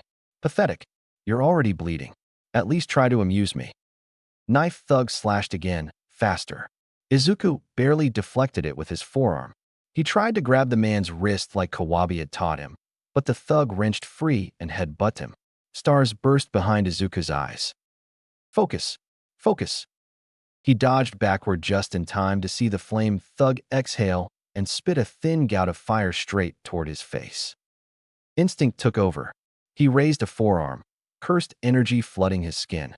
A faint surge crackled into existence, diffusing the flames before they reached him. Even so, the heat blasted across his cheek. Nothing like the dojo. No signals. No breaks. They just keep coming. Knife thug lunged again. Izuku sidestepped, channeling energy into his leg. He swung a low kick into the man's shin. Bone gave under his foot less cleanly than in practice, more jarring. The man screamed, stumbled, but didn't drop the knife. Flame thug hurled another spray of embers, forcing Izuku to pivot into the alley's center. The heat grazed his clothes, leaving charred streaks. "I can't let them pin me in." He sprinted toward Knife Thug, feinted high, then dropped into a crouch and slammed a palm strike into his knee. Cursed energy burst at the point of impact. The thug howled and collapsed. Izuku barely had time to turn before Flame Thug barreled in, fury distorting his face. The man grabbed Izuku's collar with one hand, his other palm flaring hot. "You think you're some kind of hero?" Izuku caught the man's wrist with both hands, fighting to keep the burning palm away from his throat. The stink of singed hair filled the air. He felt the heat biting through his sleeves. "Too close. Too close." Sukuna's voice hissed. "You're letting this little worm torch you? Pathetic." Izuku clenched his teeth, cursed energy surging down his arms. He twisted, redirecting the man's momentum into the wall. Brick cracked. The thug slumped, dazed. Knife Thug struggled up, clutching his ruined knee. He dragged himself forward, blade trembling in his fist. Izuku turned to face him, chest heaving. A trickle of blood slid down his forearm from the first cut. "You're not getting away," the man gasped. Sukuna's mouth widened on Izuku's cheek. "You really want to try that dull toothpick again?" He licked the air with a long, inhuman tongue. "I'll show you what a real cut looks like." "Stop egging them on." Izuku snapped. The man lunged, slashing wildly. Izuku deflected the knife with his forearm and slammed his other palm into the man's sternum harder this time. The blow reverberated through his whole body. Cursed energy erupted at the point of impact in a velvet burst. The thug's eyes rolled back, and he crumpled to the concrete. Silence fell. Izuku stood panting, fists trembling. His forearm throbbed where the knife had cut him. He could still feel the heat of the flames on his cheek. Nothing like sparring. No rules. No mercy. Sukuna's mouth slowly dissolved from his cheek, the grin lingering in his mind. That was more entertaining, he said, voice dry. But you still flinch too much. One day, you'll understand. Power isn't about hesitation. Izuku wiped sweat and soot from his brow. Sirens wailed in the distance, growing closer by the second. Izuku stood amid drifting steam, blood drying on his cut forearm, sweat soaking the collar of his uniform. The man he'd saved the salaryman stared at him with wide, terrified eyes. But beneath the fear, gratitude shone through. Izuku shifted awkwardly, wiping soot off his cheek. His cursed energy felt like a faint echo now, pulsing gently under his skin. I can't believe this just happened. A voice crackled from a loudspeaker. Police, drop any weapons and step away. Izuku raised his hands immediately. The two thugs lay groaning on the pavement, one clutching his knee, the other half-conscious. Officers poured into the alley, weapons drawn. One of them, a broad-shouldered man with a close-cut haircut, took a look at Izuku's trembling form and barked. Kid, you're injured. Don't move. Izuku swallowed hard. 2M not armed. I'm the one who stopped them. Another officer hauled the salaryman to his feet. You okay, sir? The man nodded shakily. Thanks to him. Within minutes, the thugs were cuffed and loaded into police vans. An ambulance crew arrived, checking Izuku's arm and gently bandaging the knife cut. But soon, two uniformed officers approached Izuku with stern expressions. Son, said the taller one, we're going to have to take you in for questioning. There's potential violation of quirk regulation laws. Izuku stiffened. Two was protecting someone. They attacked first. That may be true, the officer said, softer now. But using a quirk in public without registration can carry penalties even if it's self-defense. Izuku felt his chest tighten. Illegal quirk usage. If that goes on my record, you might never let me in. The officers gently guided him toward a patrol car. The salaryman, pale and anxious, suddenly stepped forward. Wait, he blurted. Officer, please don't charge the boy. He saved my life. Those men would have killed me. The shorter officer shook his head. Sir, we appreciate that, but laws exist for a reason. Vigilantism is still a crime. The salaryman grabbed the officer's sleeve. Please, he's just a kid. He only used his quirk to protect me. If this goes on his record, it could ruin his chances. He said he wants to be a hero. Izuku felt heat burn behind his eyes. He's trying to help me. The officer's eyes softened. He sighed heavily. It's not that simple. I'll take full responsibility, the salaryman insisted. Say I provoked them, or that I begged him to help. Anything. Just don't put this on his record.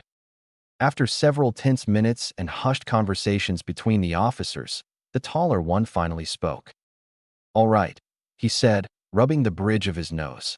Considering the circumstances, we'll let this slide as a warning. But this goes on temporary incident record. No official charges. Izuku exhaled shakily. The shorter officer leveled a finger at him.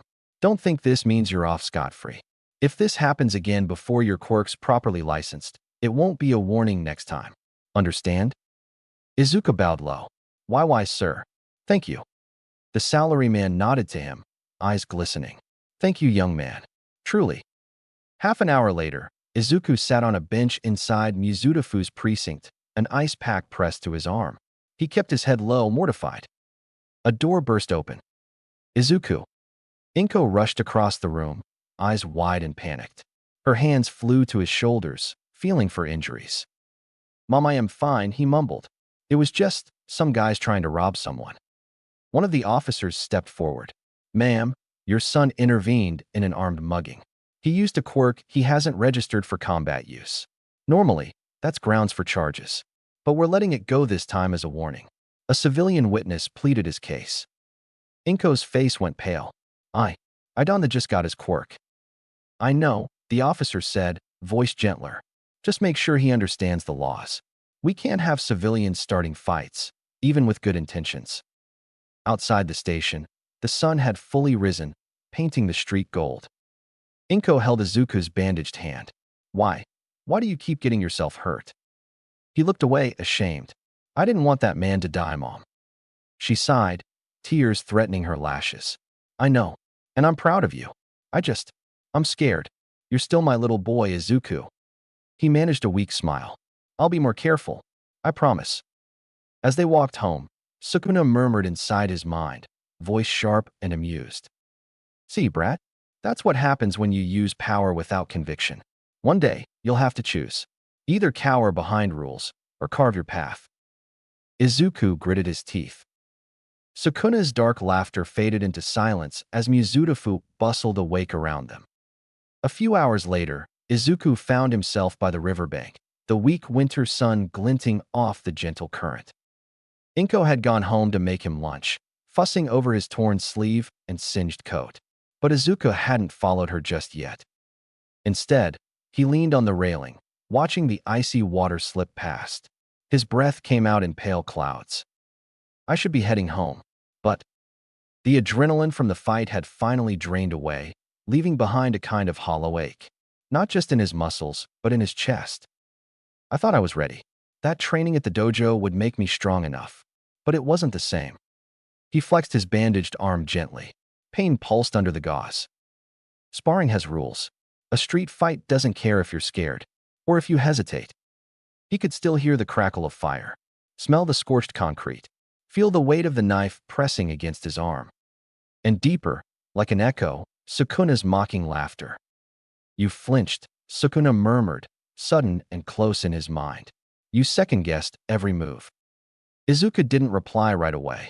The wind tugged at his hair, cold and sharp. Finally he said, softly, I still won. You survived, Sukuna corrected. Don't confuse that with winning. Victory is when your enemy stops breathing, brat. Izuku swallowed, gaze locked on the rippling water. I'm not going to kill people. Sukuna snorted. Hero talk. That's fine. Keep your morals. But understand this. Power without resolve is just noise. Izuku gripped the rail tighter. Resolve wasn't just fighting, or getting stronger. It was deciding who he wanted to be and sticking to it, even when his body screamed, even when he was terrified. He looked at his reflection in the water, dark circles under his eyes, a faint glow of cursed energy still pulsing in his veins. I'm not like Sukuna, but maybe he's right about one thing. I have to be strong enough to carry this power without letting it change who I am. A faint breeze carried the distant sounds of the city waking up. Izuku straightened, rolling his shoulders. UA's coming, he whispered to himself. I have to get stronger. Melting snow pooled on the sidewalks, turning Mizudafu's early streets into a patchwork of wet pavement and gleaming puddles. Izuku Midoriya's breath fogged in the crisp air as he jogged along the river path, his sneakers thudding a steady rhythm against the asphalt. He wasn't running from anything. Or maybe he was. The river sparkled gold under the pale sun, but Izuku's mind was far away, caught between memory and possibility. He couldn't stop replaying the fight, the way the thug's knife glinted under neon lights, the sharp tang of blood, the way the second guy's flames burned hot enough to make his skin sting. And underneath it all, the way his cursed energy had surged forward, eager, wild. He swallowed. It hadn't just been fear that drove him to fight. It had felt good. Powerful. He hated how good it felt. A voice curled through his head, velvet slick and full of mockery. They were pathetic, brat. You should have carved them into ribbons. I barely even needed to step in. Izuku's feet faltered for half a step, then picked up again. I don't want to carve anyone, he muttered under his breath. I want to be a hero. Sukuna gave a dismissive click of his tongue. A hero who flinches from power? You'll die with your guts on the pavement if you keep that up. Izuku exhaled slowly, pushing his pace faster. I'm not flinching, he said. I'm learning. Same thing. Your little dojo fights are baby games. Out there, there's no referee, no bell to save you. You felt it, didn't you? How your body moved better when you stopped hesitating. Izuku didn't answer. His breath came faster, misting in the chill air. By the time he pushed open the glass doors of the Mizuta-fu Martial Arts Center, more locally known as the Kawabi Dojo, the place buzzed with voices and the slap of feet against mats. The scent of pine cleaner and sweat filled the air. Izuku set his bag down and stretched out his shoulders, wincing as fresh bruises complained. "Midoriya," Ojiro called out, waving him over. "About time you showed up. Thought you'd be slacking after that fight in the alley." Izuku gave him a dry look. "You think I'd skip training? Please. I've barely scratched the surface of this stuff." Ojiro grinned, leaning closer. "So, hey, did it feel different? You know, a real fight?" Izuku paused. He thought of flashing knives, blood misting the dawn air and the roaring inside his head. "Yeah," he said finally. "No rules. No sense of rhythm. It's chaos. I couldn't predict half the stuff they tried." Ojiro nodded solemnly. "That's why I'm here every spare hour. In a fight, instincts save your skin." He thumped his chest. "Brains and guts. My grandpa drilled it into me. Of course, having a tail helps." Izuku cracked a smile. "Does it really hurt if someone pulls it?" Ojiro groaned theatrically. "Bro, don't even joke. That's the worst. Middle school was a horror movie. And you wouldn't believe how many times I've accidentally tail-slapped teachers." Izuku tried to hold back a laugh and failed. Sukuna's voice floated in, dry as old parchment. "Fascinating. Tales of tail injuries. Truly the lore of mighty warriors." Izuku rolled his eyes. A crisp voice cut through the hall. "Midoriya, Ojiro, warmed up yet?" They both turned. Komori stood nearby in a spotless white gi, hair tied back in a neat red ponytail. She carried herself with a calm, respectful aura. She bowed lightly toward Izuku. "I'm Komori. Flame Quirk." She gave him a friendly nod. "Heard you've been working hard. It's nice to finally meet you." Izuku blinked. The respectful tone threw him for half a second. "Midoriya, nice to meet you properly." Ojiro leaned over and whispered, "She's a total monster on the mats. Careful." Komori gave Ojiro a mock glare. "I'm not that bad." "You nearly melted Mishiba's GI last week," Ojiro protested. Komori flushed. "That was an accident." Izuku fought the urge to smack his own forehead. Before Izuku could reply, a bark of authority cut through the air. "Midoriya, Komori, on the mat."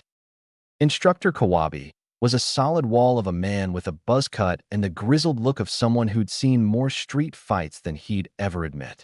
His arms were crossed, his scowl as deep as a canyon. "Full spar. No pulled punches. I want to see how much you both learned." Ojiro rubbed his neck. "Man, Kawabi-sensei, you trying to kill us today?" "Stop whining." Kawabi jabbed a thumb at Izuku. "Midoriya, don't hold back.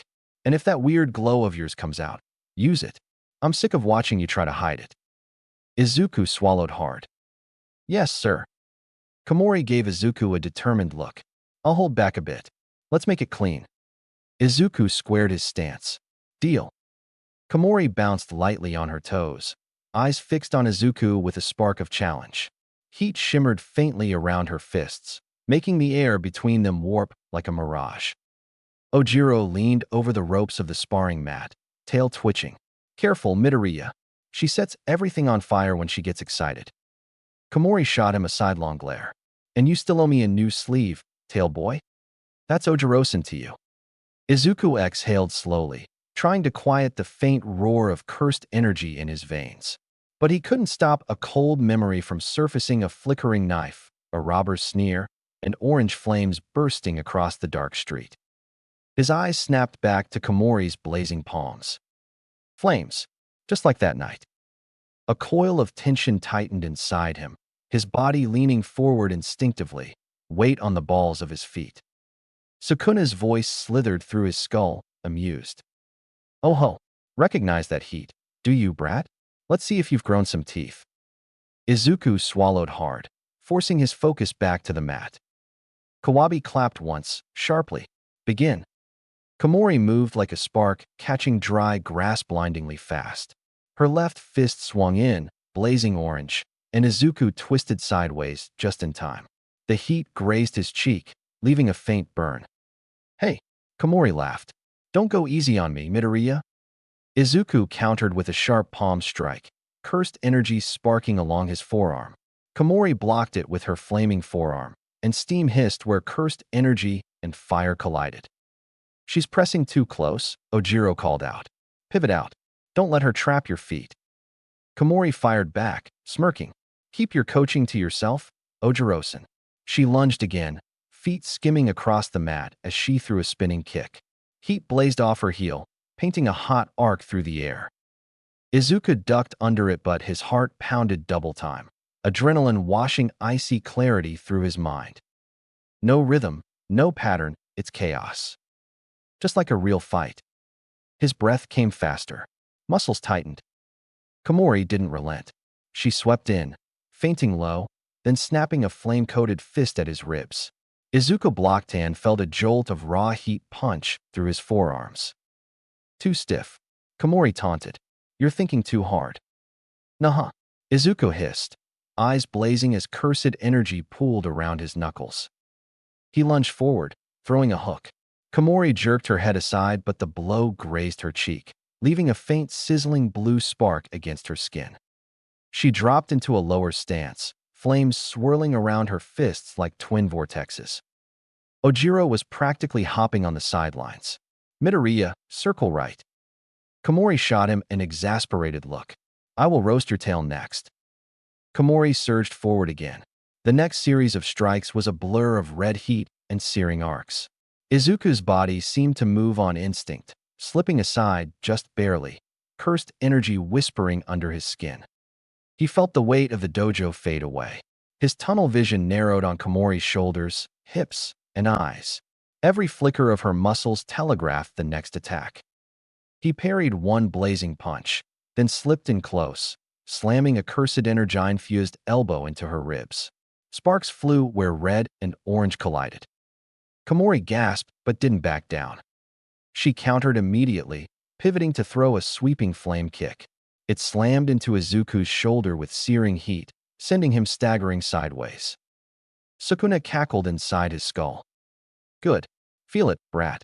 The edge between control and chaos. That's real combat."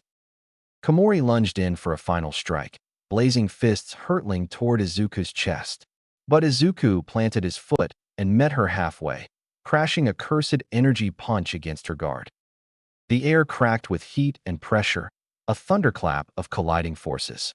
Red sparks hissed against Komori's flames. Both fighters wobbled, steam swirling around them. Kawabi's voice rang out. "Enough." "Your problem," Kawabi said gruffly, "is you keep waiting for rules. You think a real fight's going to pause and let you adjust. It won't." Izuku swallowed hard. I'm trying." "Try less. Feel more." Izuku nodded mutely, sweat dripping from his bangs. Komori lowered her fists, panting, sweat glistening across her brow. "Damn, Midoriya. You hit hard." Izuku wiping sweat from his face. "You're crazy fast. And your quirk, it's no joke." Komori flashed a grin. "Yours either. You've got serious fire under all that polite mumbling." Ojiro bounded over, tail swishing. "See, told you you'd keep up." Komori threw him a playful shove. "Shut up, tail boy. You're next." Sukuna gave a long-suffering sigh in Izuku's mind. "Ugh, the social rituals of children. I'd rather dismantle someone's spine." Izuku sighed. "You're exhausting." Sukuna merely chuckled, low and sharp. The dojo buzzed with movement, but Izuku stood still, gaze fixed on the mats as his thoughts churned. Sukuna's presence flickered to life, his tone unexpectedly thoughtful. "Power's only dangerous if you're too weak to wield it." Izuku's jaw tightened as he curled his fingers into a fist. "Then I'll get strong enough to handle it. I have to." The dojo door creaked shut behind them, soft thuds of practice, swords fading into silence. Outside, the world was sharp and clear. The faint scent of grilled meat from a distant yakitori stand teased the cold air. Izuku and Ojiro emerged side by side, both still slightly sweaty, their breath visible as pale steam. "Ugh, my shoulders feel like bricks," Ojiro muttered, stretching his arms overhead until his joints popped. His tail flicked behind him, making little arcs through the air. Izuku grinned, though his own muscles throbbed. I thought I was going to cough up my lungs. But I feel like my reaction time's getting a little faster. Yeah. Ojiro twitched his tail side to side, thinking, I guess it's paying off. Izuku shifted his gym bag higher on his shoulder. Komori's form is getting scarier every week. I thought something was going to crack when she threw me. Ojiro gave a grim chuckle. Well, at least she didn't accidentally light your sleeves on fire. Izuku shuddered. Don't remind me. They headed toward the main street. Their steps crunched through leftover snow and scattered rocks. A few cars rolled by, windshield wipers squeaking. Somewhere farther off, a siren wailed and fell silent again. Izuku found himself watching a billboard flickering above a convenience store. It cycled images of heroes in shining costumes, quirks blazing, citizens cheering in the background. The vibrant display reflected in the puddles around their feet. He slowed slightly, still staring at the screen. Ojiro noticed and turned his head, his brow furrowed. You okay, Midoriya? Izuku blinked back to the present. Yeah, sorry, just thinking. They continued walking. Silence stretched for a few blocks before Izuku tried again. Hey, so, UA's doing an open campus event this weekend. Ojiro gave him a cautious side-eye. Already? The exams are still weeks away. I know, but Izuku bit his lower lip. I thought, maybe we could go together? Ojiro's footsteps slowed. He stuffed his hands into his pockets, shoulders hunching slightly under the chill. I dunno, Midoriya. Izuku tilted his head. Why not? Ojiro scratched the back of his head. I mean, it's UA. The big leagues. I'm not sure I'm, cut out for it. Izuku frowned. But why? Ojiro exhaled, his breath a white plume. Because, look at me. I'm not flashy. I've got a tail. People either laugh or stare. I'm good at martial arts, sure, but so are a million other kids. I'm not the type people remember. Izuku felt his chest squeeze. The words echoed too close to home. I used to feel like that, he said softly. Like nothing I could ever do would matter because I didn't have a quirk, or because I wasn't loud enough or strong enough. But, I dunno, I think there's more than one way to stand out. Ojiro's tail drooped a bit. It's different for you now, though. Now that you've got your quirk, people notice you. Yeah, and it freaks me out half the time, Izuku said, huffing a nervous laugh. Half of Alderus stared at me for a week straight. Then they just stopped. Ojiro arched an eyebrow. Stopped? Izuku nodded. Yeah, once the novelty wore off, they went back to, well, ignoring me. Mostly. I'm on friendlier terms with some of them now, but it's not like I'm suddenly popular. Huh. Ojiro's gaze dropped to the pavement. They reached a crosswalk. The red signal glowed like an ember. Cars hummed past, windows fogged. Izuku lowered his voice. Listen, I've watched you spar. You're amazing. You're smart and calm under pressure. And you never back down. Heroes don't all have to be big explosions and fireworks.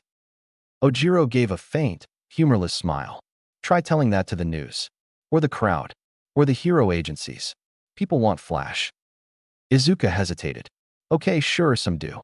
But a lot of people want heroes they can trust. Quiet heroes. Steady heroes. You'd be one of those. Ojiro shook his head. Midoriya, if you and I both go to UA, I'll just fade into the background. And I don't want to waste my shot on something I'm not suited for. Izuku stopped walking. Ojiro noticed too late, turning back as Izuku's voice rose slightly. Don't say that. His eyes glistened. Don't talk like you're a waste. Ojiro's expression shifted, startled. Izuku swallowed. I used to think I was the kind of person who'd always fade out of people's memories.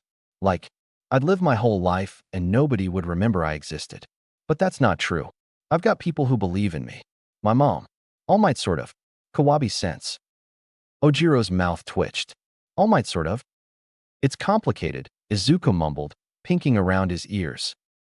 Sukuna's voice dripped into his thoughts, dry and disdainful. Oh, riveting. The brat weeps and clings to his equally spineless friend. How heartwarming. You'll be writing each other poetry next. Izuku scowled inwardly. Ojiro blinked. Huh. Nothing, Izuku said quickly. Listen, at least come look at UA. Just see what it's like. You don't have to decide anything yet. Ojiro hesitated, staring down at a puddle. A cold breeze lifted his hair. Ojiro studied him for a long moment. Then his shoulders slumped in a resigned sigh. All right, I'll go. But if it's full of kids with laser eyes and giant monster arms, I'm blaming you. Izuku beamed. Deal. Ojiro gave him a soft shove. And you're buying lunch if it's boring. I said deal. They started walking again. Overhead, the sun dipped lower, casting amber light over the city. Izuku felt lighter somehow, as though a weight had slipped off his back. By the way, Ojiro added, flicking his tail at Izuku's hip, if you start muttering hero stats at strangers, I'm pretending I don't know you. Izuku clutched his chest in mock offense. Ojiro. Sukuna gave a disgusted little scoff. Izuku rolled his eyes. Thanks for the support. Izuku's heart was pounding so hard, he could almost feel it echo in his ears as he and Ojiro approached the gates of Myheroacademia Academy. The great stone pillar etched with the school's logo towered above them, and a banner flapped in the winter breeze. UA Open Campus Day. Discover your path to heroics. A handful of students in green visitor badges milled around the courtyard, clustered in small groups or lining up at information booths. Pro heroes wandered among them, demonstrating quirk techniques or answering questions. Wow, Izuku breathed. It's bigger than I expected. Ojiro glanced around, eyes narrowed thoughtfully. It's definitely official.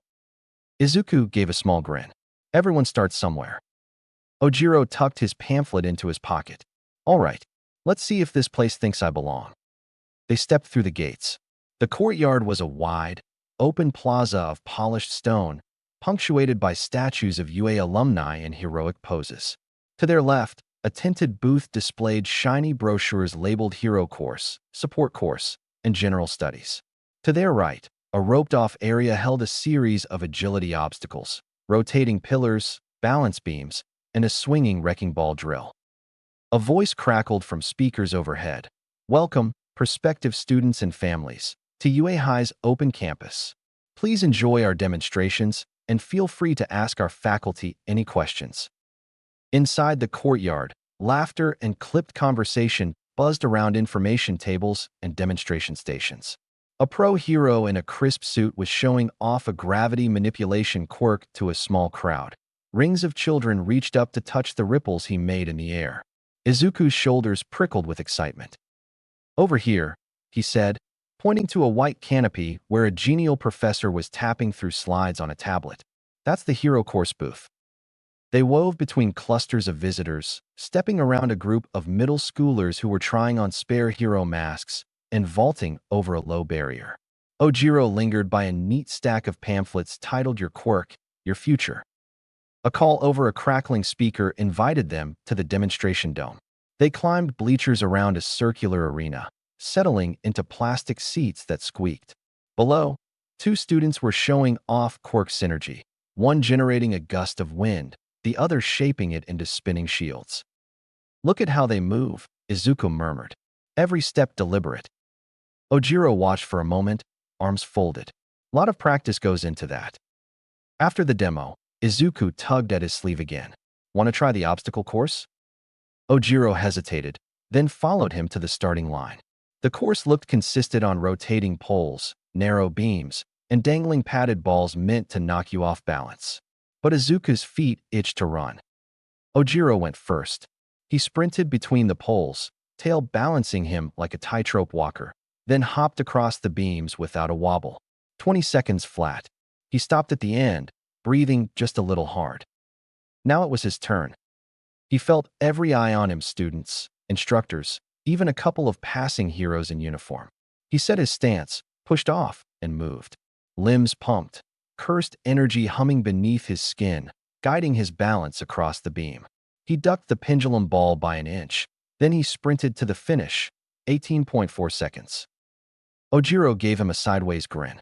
Nice. Izuku exhaled, thanks.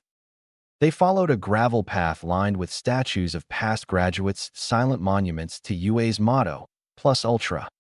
Izuku paused before a bronze statue of All Might, standing firm against an invisible storm.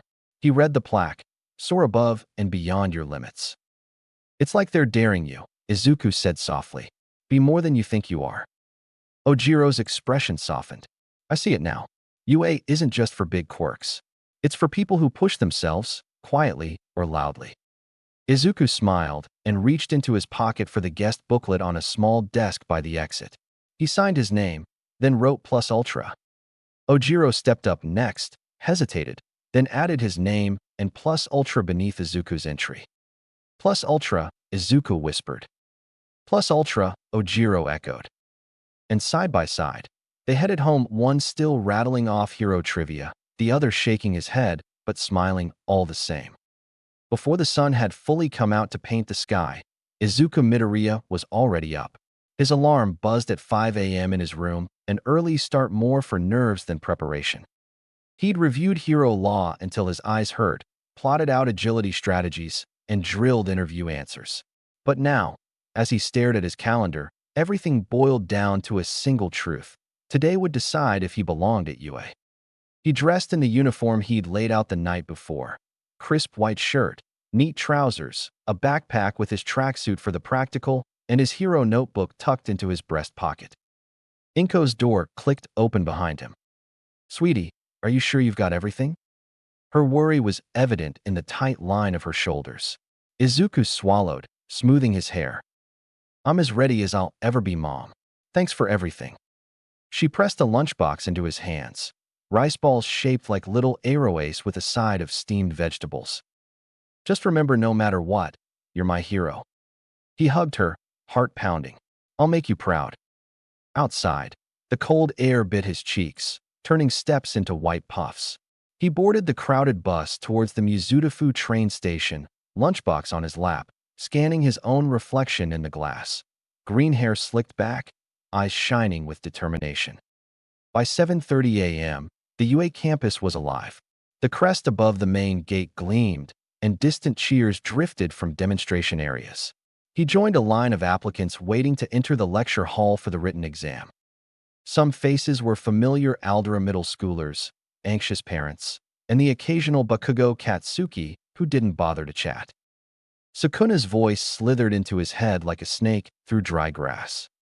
"You look like you're marching to an execution, brat. Try not to piss yourself." Izuku swallowed, cheeks flushing. "I'm not that nervous." "Sukuna, huh?" says the kid, trembling like a newborn fawn. Izuku tried to block him out, focusing instead on counting the people ahead of him, noting quirks he overheard in low conversations. He was so busy scanning the crowd that he didn't notice someone stopped short in front of him. He smacked into a smaller figure with a soft thud. "Whoa, gosh, sorry." Papers flew from her hands like startled birds. Izuku blurted out a quick apology, dropping to help scoop them up. "Izuku, I'm sorry. I wasn't looking. Here, let me help." They both reached for the same form and paused awkwardly. The girl cleared her throat and gave him a quick, polite smile. "It's fine. Big crowd, right?" "Yeah. Sorry again. I'm Midoriya. Yurariko Ochako. Nice to meet ya." Izuku blinked at her, momentarily stunned. She was about his age, a little shorter than him, round-faced and bright-eyed, with hair tied up in a cute bob. There was an easy warmth in the way she smiled despite their collision. There was a pause, the smallest flicker of mutual nerves passing between them. "First time here?" "Not really. Actually, I came to the open campus last week." He tried for a small smile. "But it feels like half the country showed up." "Well, it is UA." They both laughed, but it was the nervous, uncertain kind. Ochako gathered her papers more tightly and gave him a nod.